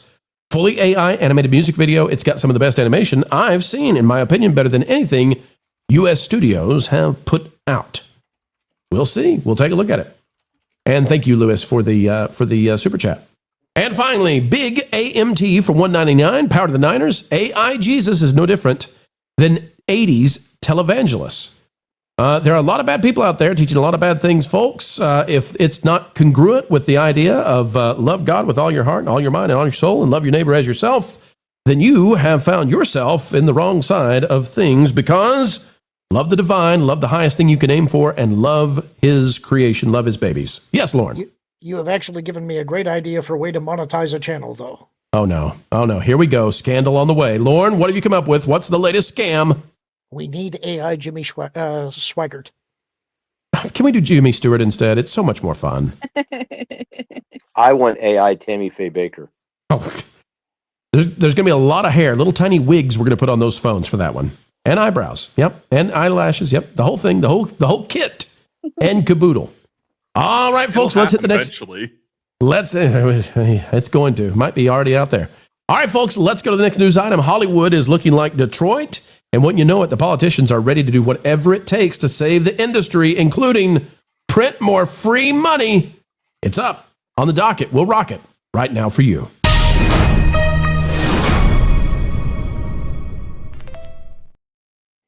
Hollywood is hurting in a bad way, and now the changes are underway to try to save the thing in California. Using the free market, using good decisions, using meritocracy? No, of course. Instead, Gene Madhouse over here in Variety is reporting that the politicians running for the governor of California, well, they're ready to print free money and try to save things that way. Oh yeah, socialism, communism, that'll work, I'm sure. Here we go. Hollywood jobs crisis becomes focus of governor's race as candidates offer incentive hike. But wait till you hear the hikes that they're offering. Matt Mahan and Antonio Villaraigosa pledged to eliminate the state's $750 million cap on film and TV subsidies without saying how much that would cost. Yep, just take the lid off. No more cap, no more ceiling, just pay whatever. Here's the offer. Look at these geniuses. Look at these geniuses. These are the kind of leaders we need in California. The collapse of film and TV production over the last 3 years. I didn't know we were allowed to say this. Are we admitting this out loud now? Okay, we'll do it then. Mm-hmm. The collapse of film and TV production over the last 3 years has cost California some 51,000 jobs, mostly in Los Angeles. And if Lou were here, he would tell you all, that's a bunch of nonsense. It's way more jobs. That's just the jobs strictly in entertainment production. It doesn't have to do with all of the caterers and all the people who are in those sort of secondary and tertiary roles that support the industry.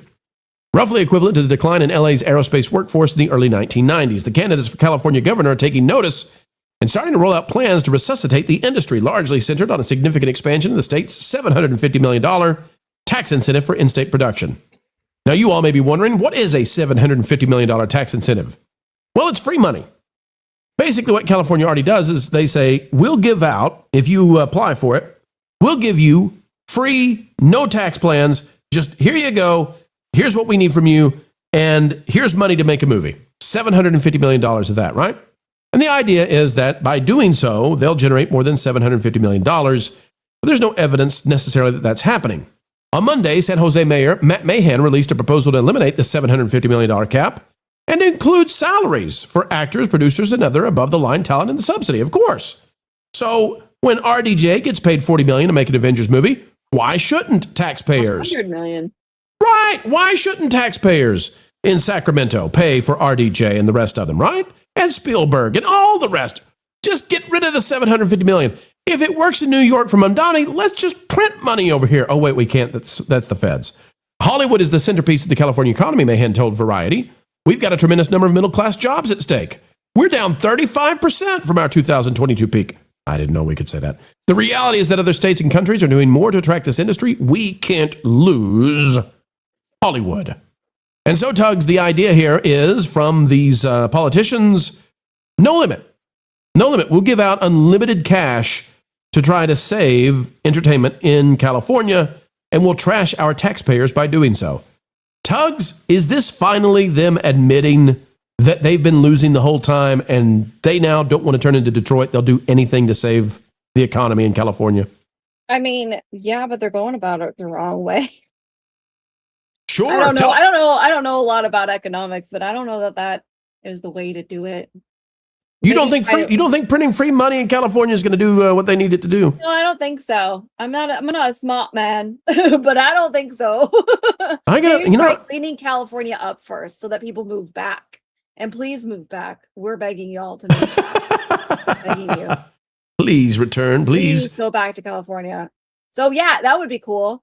Instead of coming literally everywhere else and trying to make it California, go back to California. But fix California as a state. Maybe that might help. I don't know. It's amazing how quickly they destroyed the state. It's amazing how quickly they're destroying New York. Here's more from the article. It says projects in New York and Georgia are almost automatically eligible for credits. And don't forget, Georgia gave away something like $4 billion in 5 years of free, totally no strings attached money. And they left Georgia because it voted the wrong way. And they went other places and decimated their studios there. Anyway, that's another story for another day. But in California, they must apply during specified windows, ensure that they will provide more jobs than other projects vying for the same funds. According to Film LA, the permitting agency, about 11% of TV projects in LA in the fourth quarter of 2025 received a state subsidy, along with 17% of film projects. Neither Villa Ragosa nor Mahan offered an estimate of how much eliminating the cap would cost. Well, Lauren, that's because if you eliminate the cap at all, I know the cost. It's a sideways 8, Lauren. It's infinity. If you remove the cap, they'll just. This could be like daycares in Minnesota. This could be like hospices in Los Angeles. Just have as much as you want, man. Yeah, it's really great. I like the idea of let's just have all the money. Right. This movie is going to cost as much as we can make. Just tell us how much you got. That's the cost. I'm estimating here. We got a $10 billion Avengers movie on the way. there may actually be a 10% overrun on that, but let's figure that out when we get to the end of production. Right.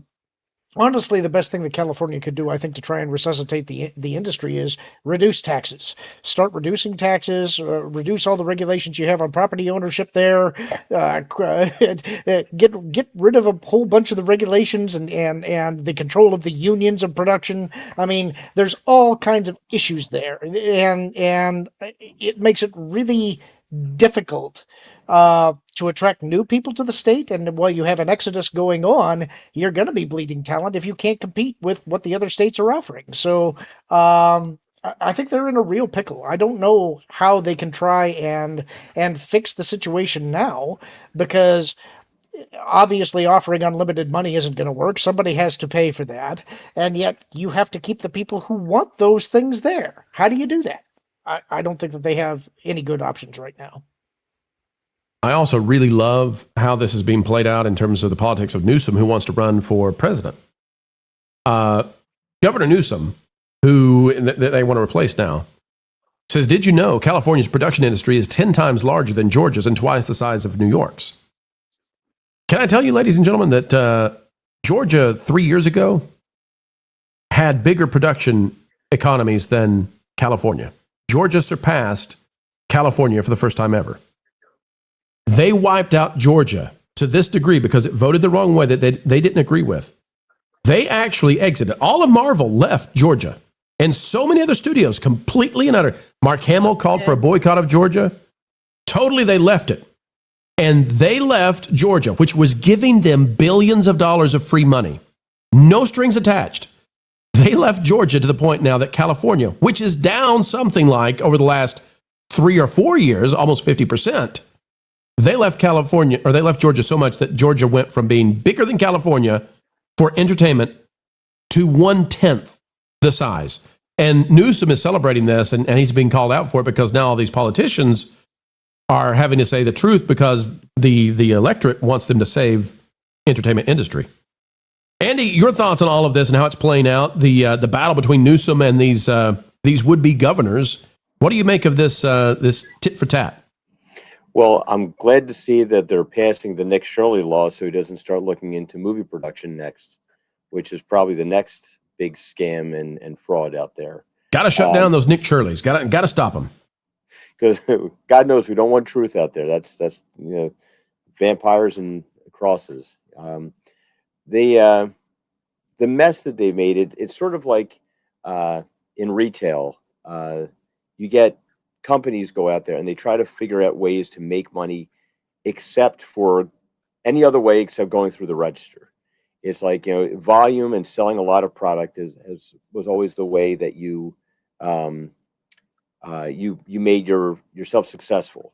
But then they found ways to get kickbacks from different companies and take things. It's kind of like betting on a loss in gambling, and they need to get back to just selling a product. They need to get back to making quality. My biggest worry with them is that they don't know what quality is anymore. I saw a post today from someone. It was Kevin Sorbo on Twitter. He did this thing where he had made a faith-based movie, and the people from Netflix were talking about it. And he said, and we understand that there's a market for these kinds of movies. We just don't understand why. Mm-hmm. And he said that was very telling, and it is. It's like they don't get. They're so far removed from the common audience and the people that actually want to see these things. And it used to be that we would have writers that came from the normal daily grind. Like you would go do your 9 to 5 and go home and write, and you had a real life experience with the things, and that brought itself forward in the product. I don't think that they know how to do that anymore. I think these people, they hire right out of college. These kids from college have never dealt with real life. They're thrust into this machine where they have everything's just kind of churned out. It's like, here, you're going to exist in this environment and you're going to make it like this. There's no pleasing the customer anymore. It's like that what do we want the customer to see rather than what does the customer want to see? Until they fix that, they can do all the tax incentives that they want. But ultimately, what it's going to come down to is there will be things happening with things like AI. You're going to get somebody like our friend Culture, who's got a dream of making studios and things, and that somebody goes in there and uses AI for special effects or whatever. And you're going to make small movies like this or features, and people like that will be springing up because you don't need a whole lot. Technology has changed a lot of these things. You could even do things like I do with miniatures and stuff, and make things with drone cameras that would replace the helicopter shots that movies relied on for so long. And you could have sort of like an actual real interactive thing. They're so busy looking for other ways to be successful in their business other than doing their business that they don't see that it's killing their business. Yeah, what's kind of crazy is if we look at just Hollywood in general, there's been many podcasts with all these actors and celebrities that were, have done shows in the past or they're doing shows now. And they talk often about how nothing is filming in Los Angeles. Nothing is ever filming in Los Angeles. So you have all of these studios and film lots. There's nothing happening on them. They're basically just collecting dust because there is no incentive for these studios, for these companies to be filming in Hollywood where they're taxed to death.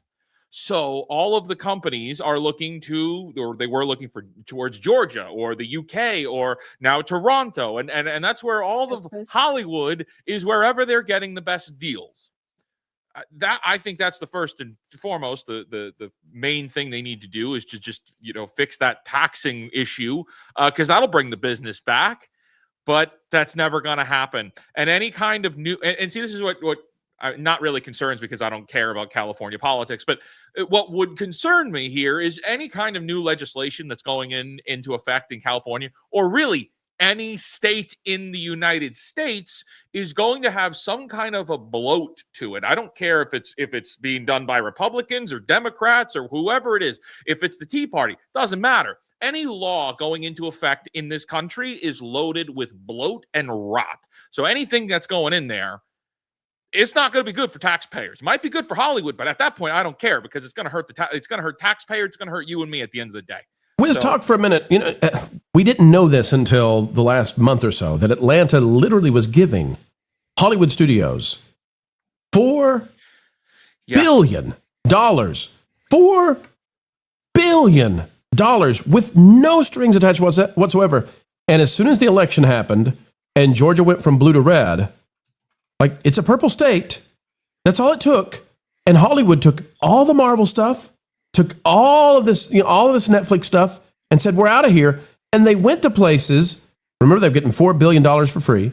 They went to places now that are crushing them because they didn't get what they believed they were going to get when they left. So they went to Norway, they went to the UK, they went to Toronto, as you said, and the grass is not greener, but they knew it wasn't greener. They left anyway. They hate the conservatives and the centrists so much, they'll give up $4 billion free dollars to stick it to them.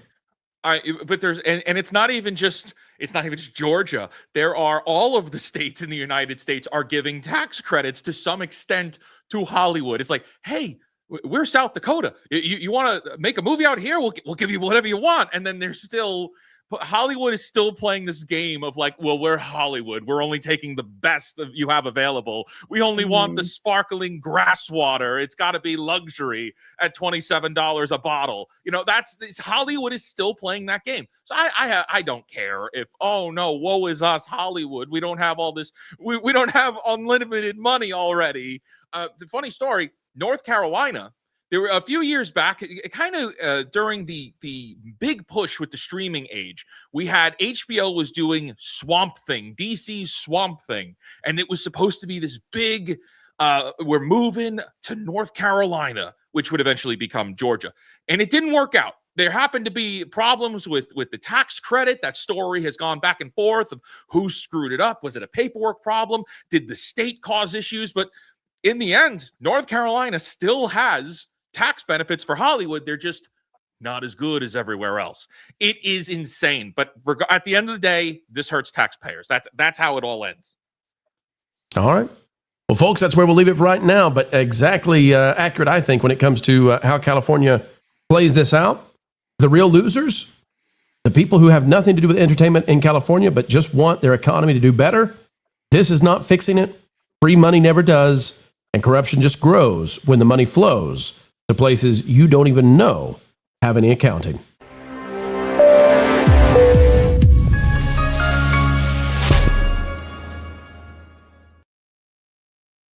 Ladies and gentlemen, we are nearing 800 out there, the highest IQ, best looking folks ever online. We don't care what your spouses say, you're beautiful.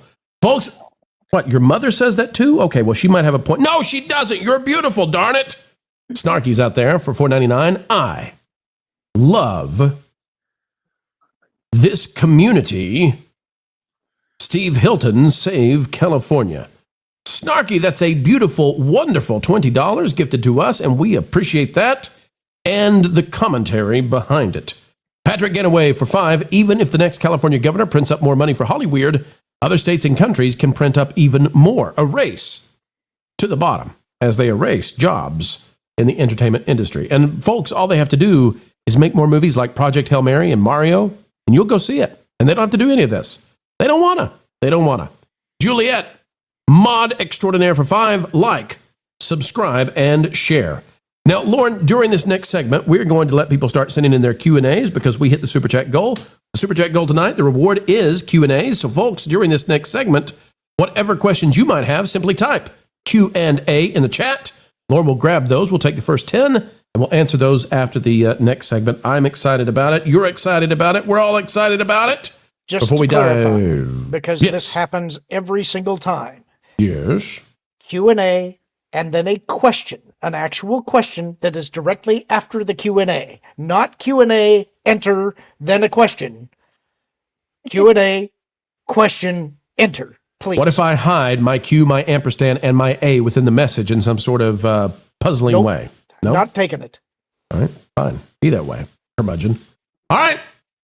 Man, rules are so strict around here. I just don't even know anymore. I'm can't handle this. Rules too much, man. Too many I boundaries. hate you, wizard.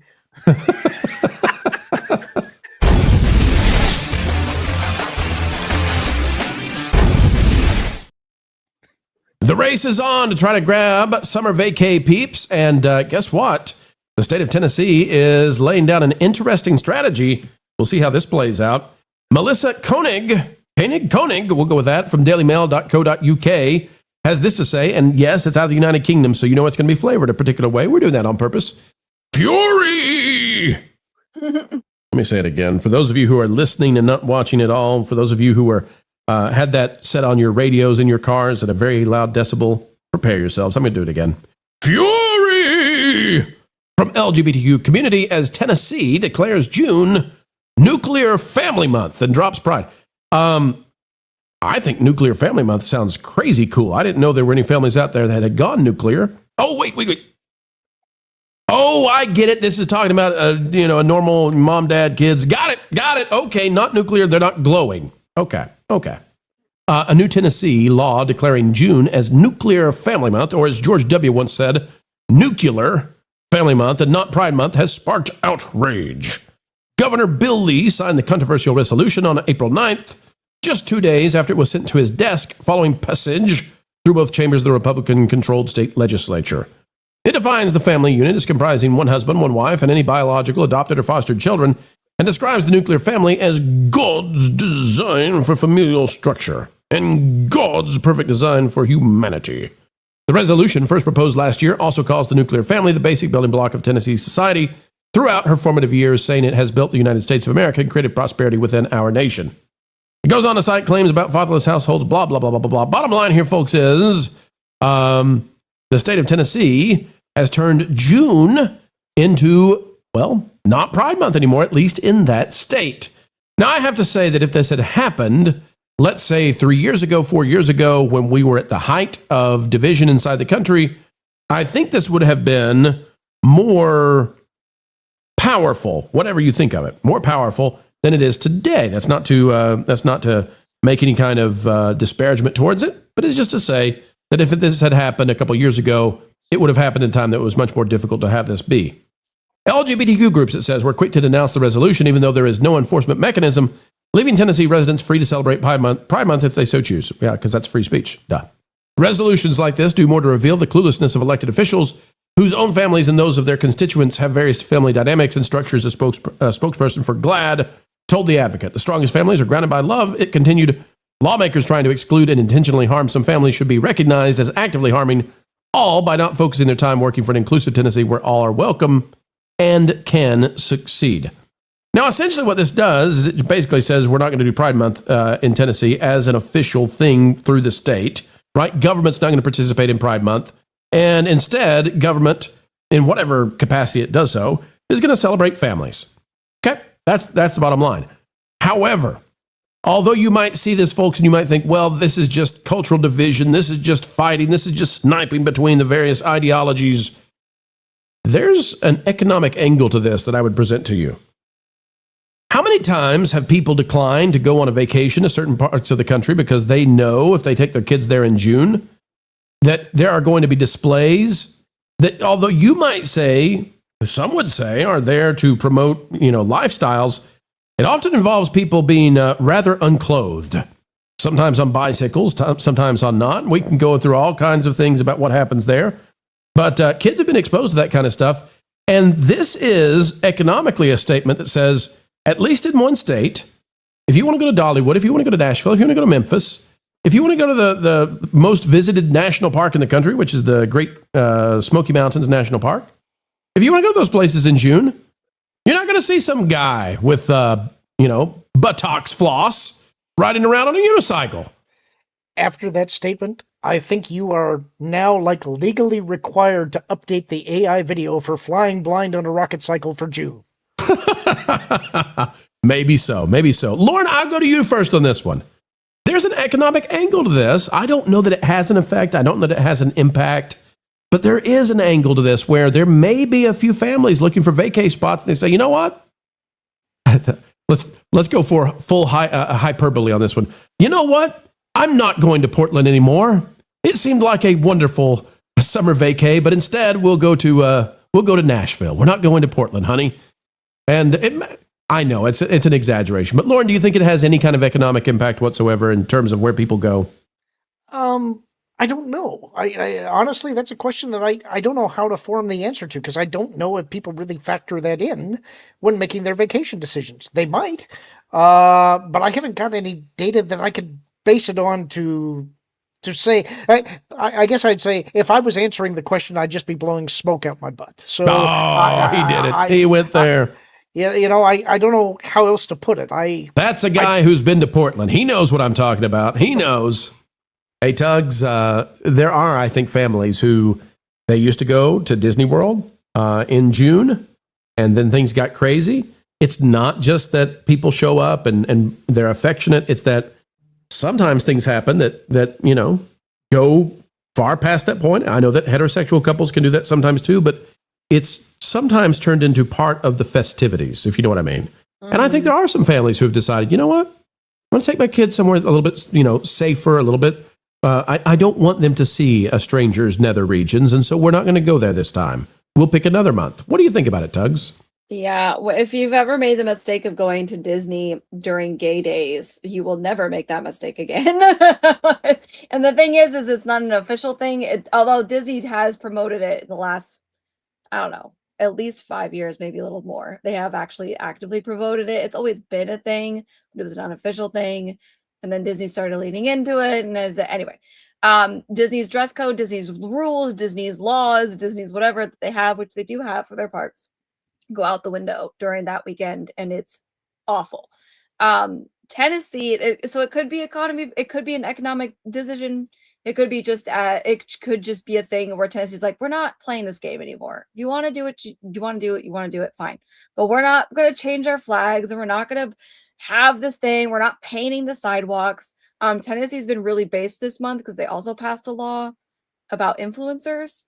And if you feature your children, are we allowed in that state right now, Tugs? Are influencers allowed there? Yeah, I would never call myself one of those, of course. It's for the TikTok people who have use their kids for monetization. Take them down. I'm all about that. Take those people down. Law went into effect I think it was April 1st, ironically. And it's if your children are featured in your videos, 30% of your videos, you have to pay them a wage. And let's just say there's quite a bit of California original influencers that have moved to Tennessee because they couldn't deal with California's policy. Right. They want to get rid of the income tax. Yeah. Moved to Tennessee that have now put their houses up for sale and are moving right back out of Tennessee because of it, because they don't want to share their money with their kids. That's a whole thing. Get them, Tennessee. Get them. And they did it on purpose to take away these. Oh man, I can't say the word that happens with those families. I despise. Listen, I know that not everybody's bad. I don't want to paint with too broadly a brush, but the parents who use their kids to make money and put those kids out there with a level of transparency you would never, in good conscience, put your child out that way. Yep. Good. Get them, Tennessee. Get them. Being real base this month. I think that more states should just come out and be, I mean, not all of them, because there's always going to be the states that are going to lean hard the one way. But it's just like, you do your thing. States shouldn't be involved in it anyway. It shouldn't be a state thing. It shouldn't be a government thing. Now, if you own a private business, you want to put up the rainbow flag, the whatever flag, the who, whatever, that's on you. Have at it. But as a government agency, the state as a whole should have never gotten involved in the first place. And so kudos to Tennessee for it. We'll see if it changes any tourist things. I don't even know if anybody would be tracking that, or if they are now. I don't know, but we'll see if it changes any. If tourism goes up in June from before, it may be something to look into. I don't know. We can track it. We'll track what's going down with Dollywood, and Gatlinburg and all that kind of stuff. Wiz, what do you think about this? Any chance that it has an economic impact? Any chance families say, you know what, I'm going to the Bay State this year? I don't. Maybe because there has been a growth in Dollywood. I mean, that's certainly been a pretty popular attraction. Lots of people are traveling from all over the country to go there.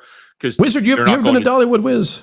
I've never been to Dollywood. No, you need to go. They take the discarded Mickey Mouse. They take the discarded Mickey Mouse balloons. They move the ears to the front, and they call it a day.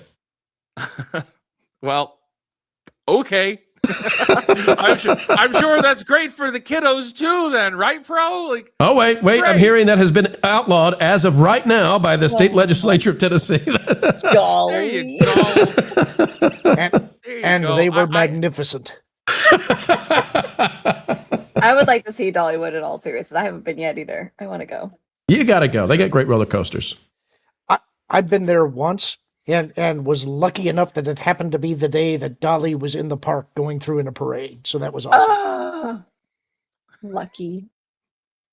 And they were magnificent. Get out of here. You get out of here. I do think that this kind of legislation is playing into more of the social aspects of things.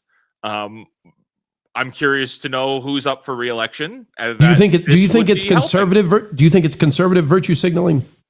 I think so. Yeah, absolutely. Yeah, because you don't have to make an announcement like this. Label it. Every day there's a new day. It's the donut day. It's the onion ring day. It's our month. It's chocolate milk week. Like, come on, enough. See, no, I like this because that's a principled response. The angle that I was coming to this from was, if it stops wayward governments and stuff like that inside the state from posting these flags and making that kind of a signal, then good for them. I had not thought about it being sort of a virtue signal from conservatives, but from a principled standpoint, you're right, and we want to always be sort of a first principles kind of channel. And so you may have a good point there, Wiz. I try. Sometimes I have good points, but you're not putting fake whiskers on every single day to come out and make dumb statements. There's a pain involved in this that makes it worth your time to get online and say truthful things. Agony, even. I do think this is a virtue signal. I would have had more respect if we just didn't hear about it at all. But all right, if you're not going to do that, if you're not going to do the regular Pride Month, just don't talk about it. That would have been better. And because then we would have figured it out. People would have talked about it. Like, hey, Tennessee didn't do nothing. I feel like there's more virtue in that of we're just not doing that. We're moving away from this social first culture, which we desperately need to as a society. We desperately need to dump it's SpongeBob Day, it's Squidward Day. We don't need that. It helps no one. It is specifically for commerce and control. That's all it is. Andy, I really like Donut Day. I don't know why this guy is attacking Donut Day. It gives me an excuse to eat the donuts on that one day. And frankly, I need more donuts in my life, even if they go straight to my birthing hips. Andy, why? Why is Fake Wizard attacking Donut Day? Clearly, he's a Duncan phobe. Probably. You're no doubt. Andy, I'll give you the final word on this one. Your thoughts on this, especially in terms of vacations and families and where they're trying to decide to go. Any impact on whether families decide on going to the mountains or the beach? Yeah, I think that as an art student back in the 80s, you're in the art programs, you're surrounded with gay people, and I had lots of gay friends and things. You are telling me things I did not know before. You're saying that people of that particular persuasion are drawn to the arts. Yes, that's why you have so many in the creative arts with they go towards the Hollywoods and the theatrics and things like that. This explains a lot about my male ballerina friends. Timothy I tried it, but I did not inhale. What is this guy on tonight? Go, Andy. Back then, they wanted equality. They wanted to be treated like everyone else, and we were heading towards that in the 90s. I think we hit a point where it was and I think the goal should be to get rid of your need for a special month to celebrate you and all that, because just be like everybody else. I don't have a month, where's the old guy that sculpts in his basement month like that? It's kind of dumb. And yes, it is a virtue signal. It is, but it's only because it went so far. It's a thing where it's like, it's one thing like, hey, let's not discriminate and treat people like crap. And then it's the next thing where you're taking the machine from Clockwork Orange and you're forcing the eyeballs open, say, stare, look at the parade with, the guy whipping his boyfriend as it goes by in the back of the pickup truck. When you go that far, you're going to see more pushback. And I think that's what this is. And I think there's a lot of people out there that sadly are looking to like, just tell me where I can go where I don't have to worry about my kids seeing something that I have to explain to them. Just tell me where I can go and have a vacation, just a normal vacation that I don't have to worry about this stuff. And I think that's probably what it is. Is it a bit of a virtue signal? Yes, it is, of course. And it's people making political hay with it. But that's going to happen when you've got this shift in the Overton window back and forth, and it's bouncing back and forth. I think most people are pretty much settled on the idea they don't want to see people discriminated against. They don't want to see people attacked. They don't want to see people abused. But I also don't need to, I don't want to walk around in the store and see people's NASCAR jackets with what cause they sponsor right now and what's their big thing.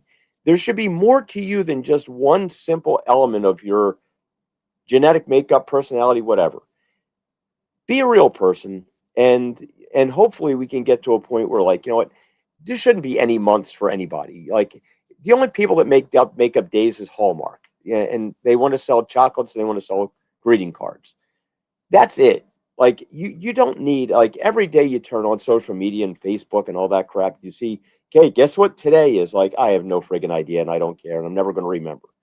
It's just an opportunity for somebody to say, hey, look at my little fuzzy dog day. It's it's useless, it's pointless, and it's pretty dumb. And most people aren't paying attention to it anyway. You get to a point where it's drowned out so much, it doesn't mean anything anyway.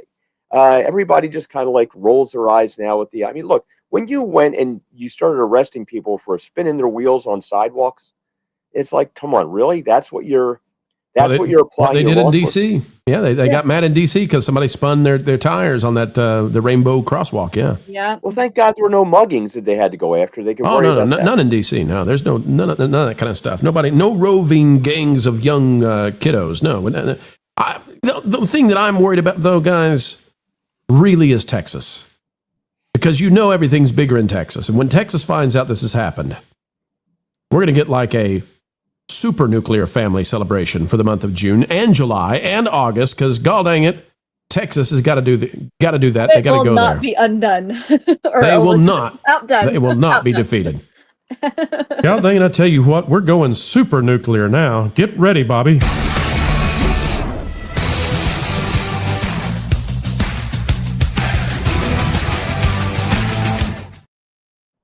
Super nuclear, just like Elway. Oh. All right, Lauren, what do we got out there? Do we have, listen, we got some Q&As, that's for sure. Let's get the super chats, then we'll do the Q&As. Folks, here we go. Maylord out there from 199. Tennessee has In-N-Out and Buc-ee's now. We got it all. We got it all. Bum, That's bum, right. bum, bum. Buc-ee's now. Siths and Giggles for $4.99. So the first time I could afford to go take the fam to Disney was June 10 years ago. Well, I never knew that gay Dumbledore and Harry looked like that until it was a strange time inside the ball at Epcot. William Thompson at 5. Sorry, Lauren. Your hat is so bad, I bought a new hat. And it's better. Plus, I'm off to watch the history of the First Crusade. Take care, my YouTube friends. William, you're going to miss the Korean cheerleaders if you run away. Don't do that. Leave history. I like the fact that he said that my hat was so bad that he had to go buy a new one. What does that tell you? Uh-oh. You've caught on to the trick. You've got, Sorry, Wild Bill. We've got Snarky the Stink Nugget out there for $4.99. Take it to Washington, California, New York, Colorado, and Oregon. Go Nashville and Tennessee. Mm-hmm. We've also got Snarky out there for $4.99. America. Go Andy. We are all human beings, and we all bleed red. All right, folks, we do not dread your Q&As. We're excited to see what they have to say. Lauren, put them on the screen and read them, please. Hold on a second. I actually got off the right tab. Tab your way back to here- victory. Here we go. Wolfle McGruffle III. On a scale of 1 to 10, what's your favorite color? Asparagus. Red, no blue.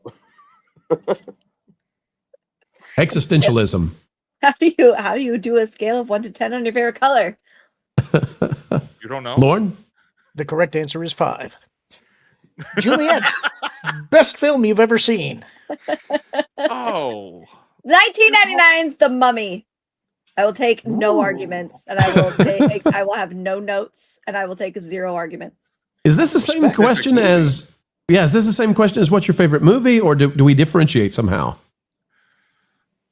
Both. I cannot elaborate on the mind of Juliet. I can only ask the question. Okay, the best film I've seen in terms of cinematic excellence is probably Citizen Kane. You're overthinking it. Best film you've ever seen. Don't think about it. Just answer the question. You're Paddington 2. Bridge of Spies. There you go. See? Andy. That's how you get the real answer. Lauren, Garbage Pail Good Kids. choice. I'm actually going to change my normal answer for once. I'm going to say Raiders of the Lost Ark tonight. I thought you were going to say It's a Wonderful Life because you love that movie so much. It's not kitschy at all. Cape Canaveral. When will we get a clean, full video of the original Summer Sizzle song? Some of us like bouncy female vocal pop songs. It's available. It's in the member exclusive videos. We did the full. I mean, we put a lot of work into that. There's a full blown music video, 3 minutes long. Summer Sizzle is out there, folks. Go check it out. It's a member exclusive video right here on the Pro Channel. Madden on 1790. Who is better at AI, Pro or Wiz? That's a great question because we work with this stuff in different domains. Wiz, what do you say? It's going to be you. You have produced a lot more with it, I think. Wiz, I think, listen, I'm convinced that your whiskers are actually AI. Gasp. They're on to me. It's all over now. Throw in the towel. I'm ruined. Curse you meddling teens. And I would have got away with it too. Formerly artist John. Who is seeing Mando and Grogu opening weekend, and will Masters of the Universe beat the opening box office of Mando? Second question, no. It will not beat Mando and Grogu. And first question, yes, I'll be seeing it opening weekend. I have to. I'm required by my job. Yes, we are required to see it. I will not be going opening weekend. I will be, but I'm going to say Masters of the Universe beats it. I could see it. I could see it. I don't know. Nope. Find out. If that means Master of the Universe is cooked. That means it's bad. It's gonna flop then if it doesn't beat Mando. Yeah. You guys are saying the universe is gonna flop? I don't think it's Here's my prediction. Mando's gonna make $70 million at the box office opening weekend, domestic, and I'm gonna say Masters of the Universe is gonna make 50-55. See, here's my thinking. Who do you think people hold the longer box office run though? Oh, until we see the movies, I can't make that prediction. But I don't think Mando's got a great run. I think Mando's got a 2.8 hold, 2.75x hold. But here's why. There's a significant part of the audience that's just going to wait for it to go to Disney Plus. I think that there's a bunch of people that actually do want to see Masters of the Universe, and I think it's actually going to have a long hold. I have the power. Masters needs to clear about 450 million to break even. If Is that how much they paid Jared Leto? Good God. No, So- I mean the production on that is over 200. So if it breaks even at 450, I think that it probably beats Mando because I think Mando is going to struggle to get near the 500. We're not talking about profit, though. We're talking about opening box office weekend. True. Yeah, an opening box office weekend. I think Star Wars is going to get 70, and I think Masters won't. Okay. That's bad for Masters. Z the Zombie. Why is Marv jealous of Wilton's star power? You'll have to ask him. It's the tuft. Marv wishes he could grow a tuft like that. I mean, he's Italian, and to not have a tuft hurts him bad. That Service Dog. Pro. ETA for eventually being on iHeart or Pandora to listen in when driving. Well, we worked on that earlier this year. We want to be in full syndication on everything, but it's a lot of work to get onto everything, Spotify and all that stuff too.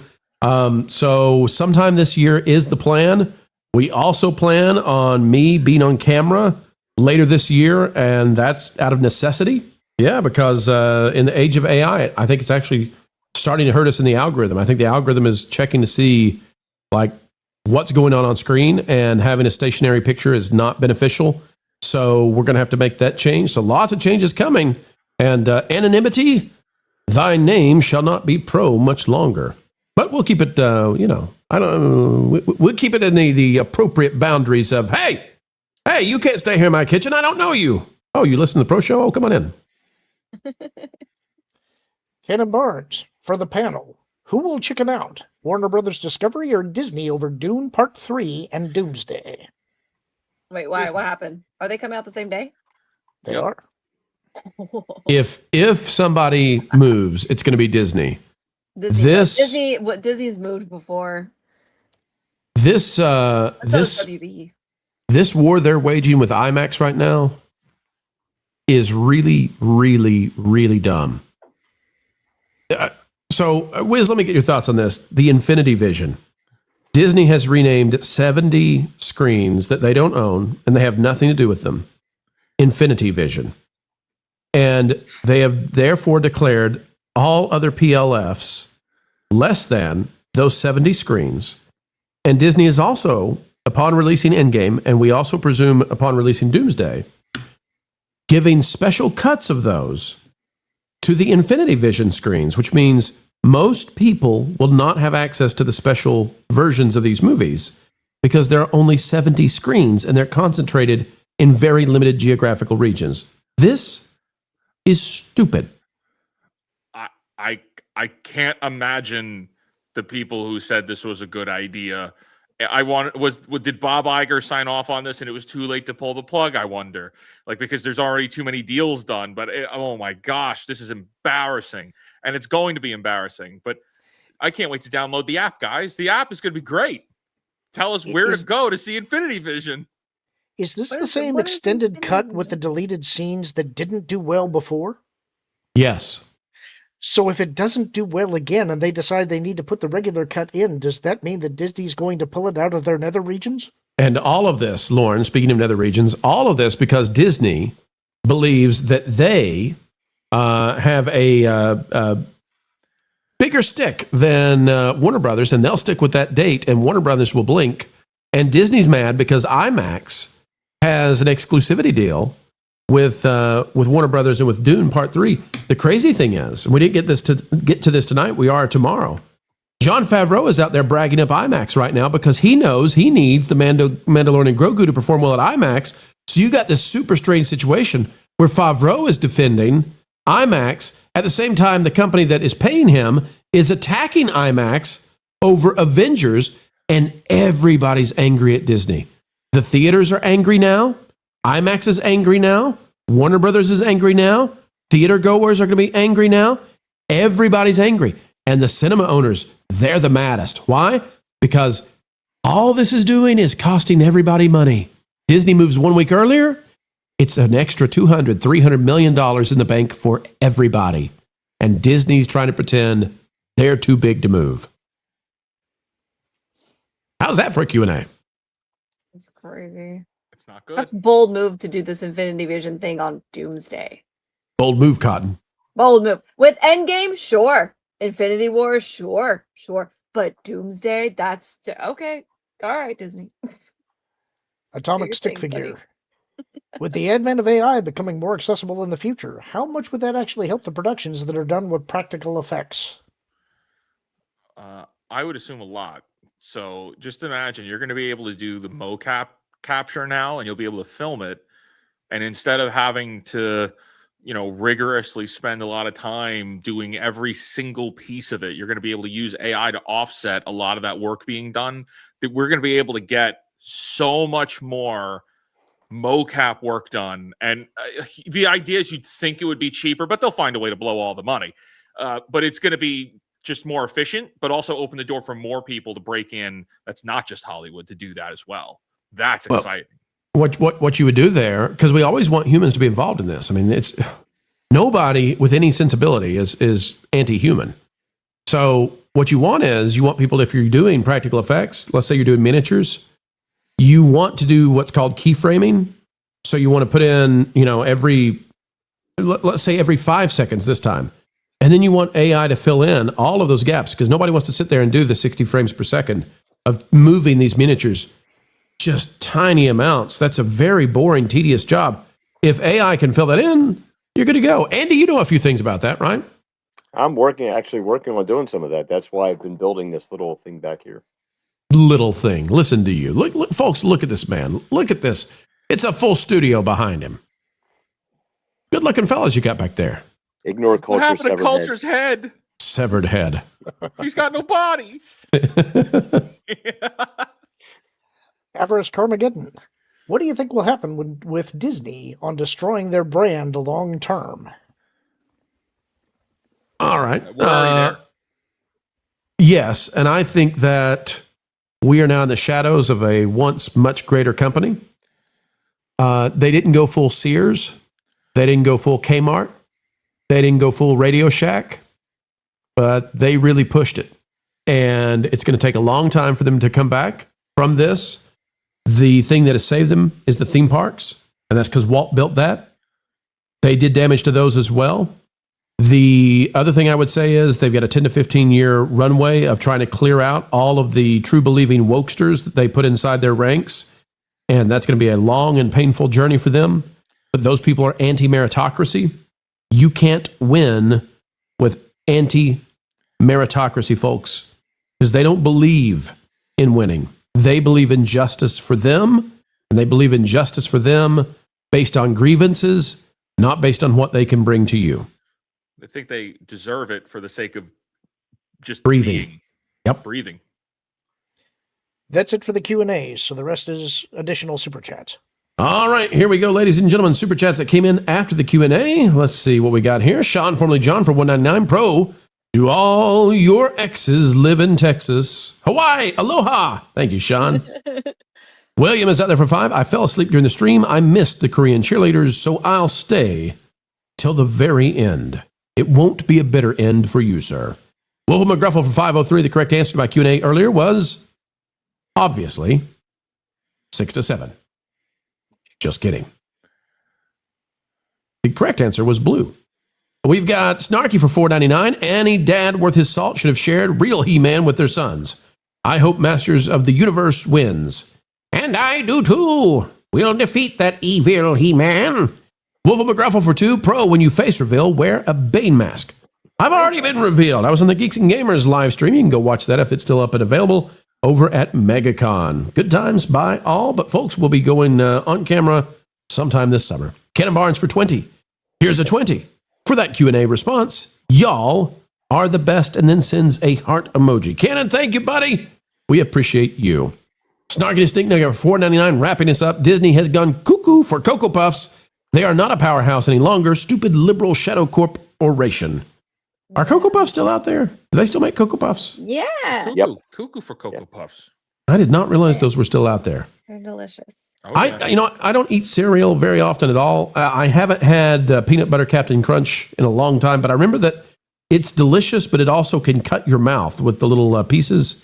Yeah. And yet still delicious enough that it's worth, battling against it. Crazy. Yeah. I tell you what, we'll end it this way with a special Q&A. Wiz, favorite cereal. What would you go with?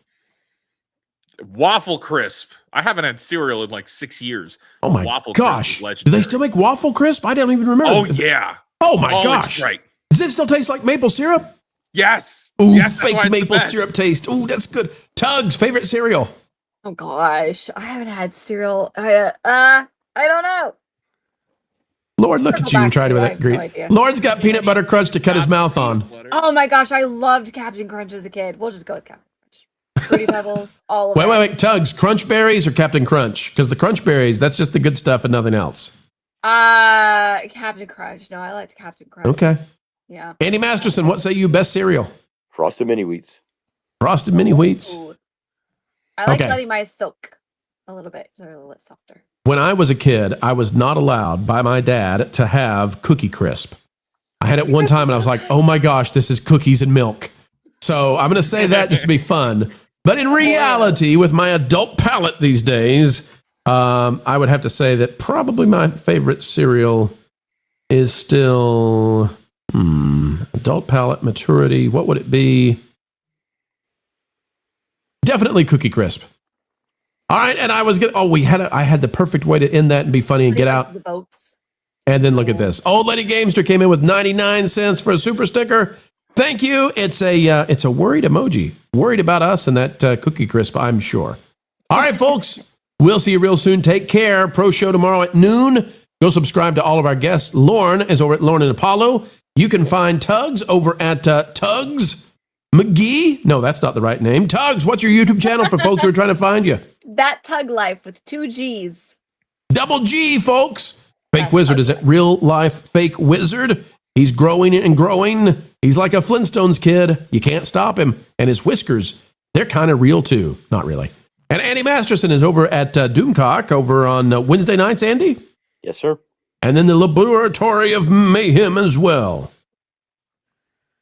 Yep, got to make some videos sometime. And you could clean up the decapitated culture head. That'd be great. Thanks, buddy. Thanks, pal. Clap it up, light it up, feel that roar. We shine brighter, we want more. Hearts in the stands, hands in the air, all for the name that we all share. W-I-L-I-A-M, T-H-O-M-P-S-O-N, William Thompson, that's our man. The mainstream media just can't understand how it is we continue to do what we do. They don't realize that we are powered by you, and you are... 1.21 gigawatts! 1.21 gigawatts! Folks, we've still got decades and decades left in the can. It drives the mainstream mad. Would it make you feel any better if you knew that what we're asking Matt here to do is a holy thing? You see, we're on a mission from God. We're on a mission from God. Now you're gonna put me right back in the joint. They're not gonna catch us. We're on a mission from God. So, folks, as we always say, as we end each and every show here, and we mean it, keep learning, keep growing, and as always, keep having fun.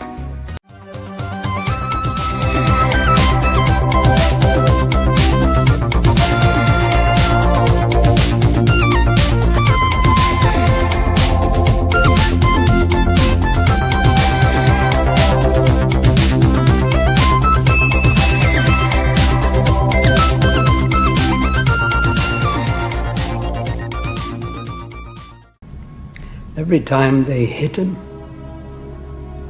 he stood back up again. So they hit him harder. Still, he got back to his feet. Standing man.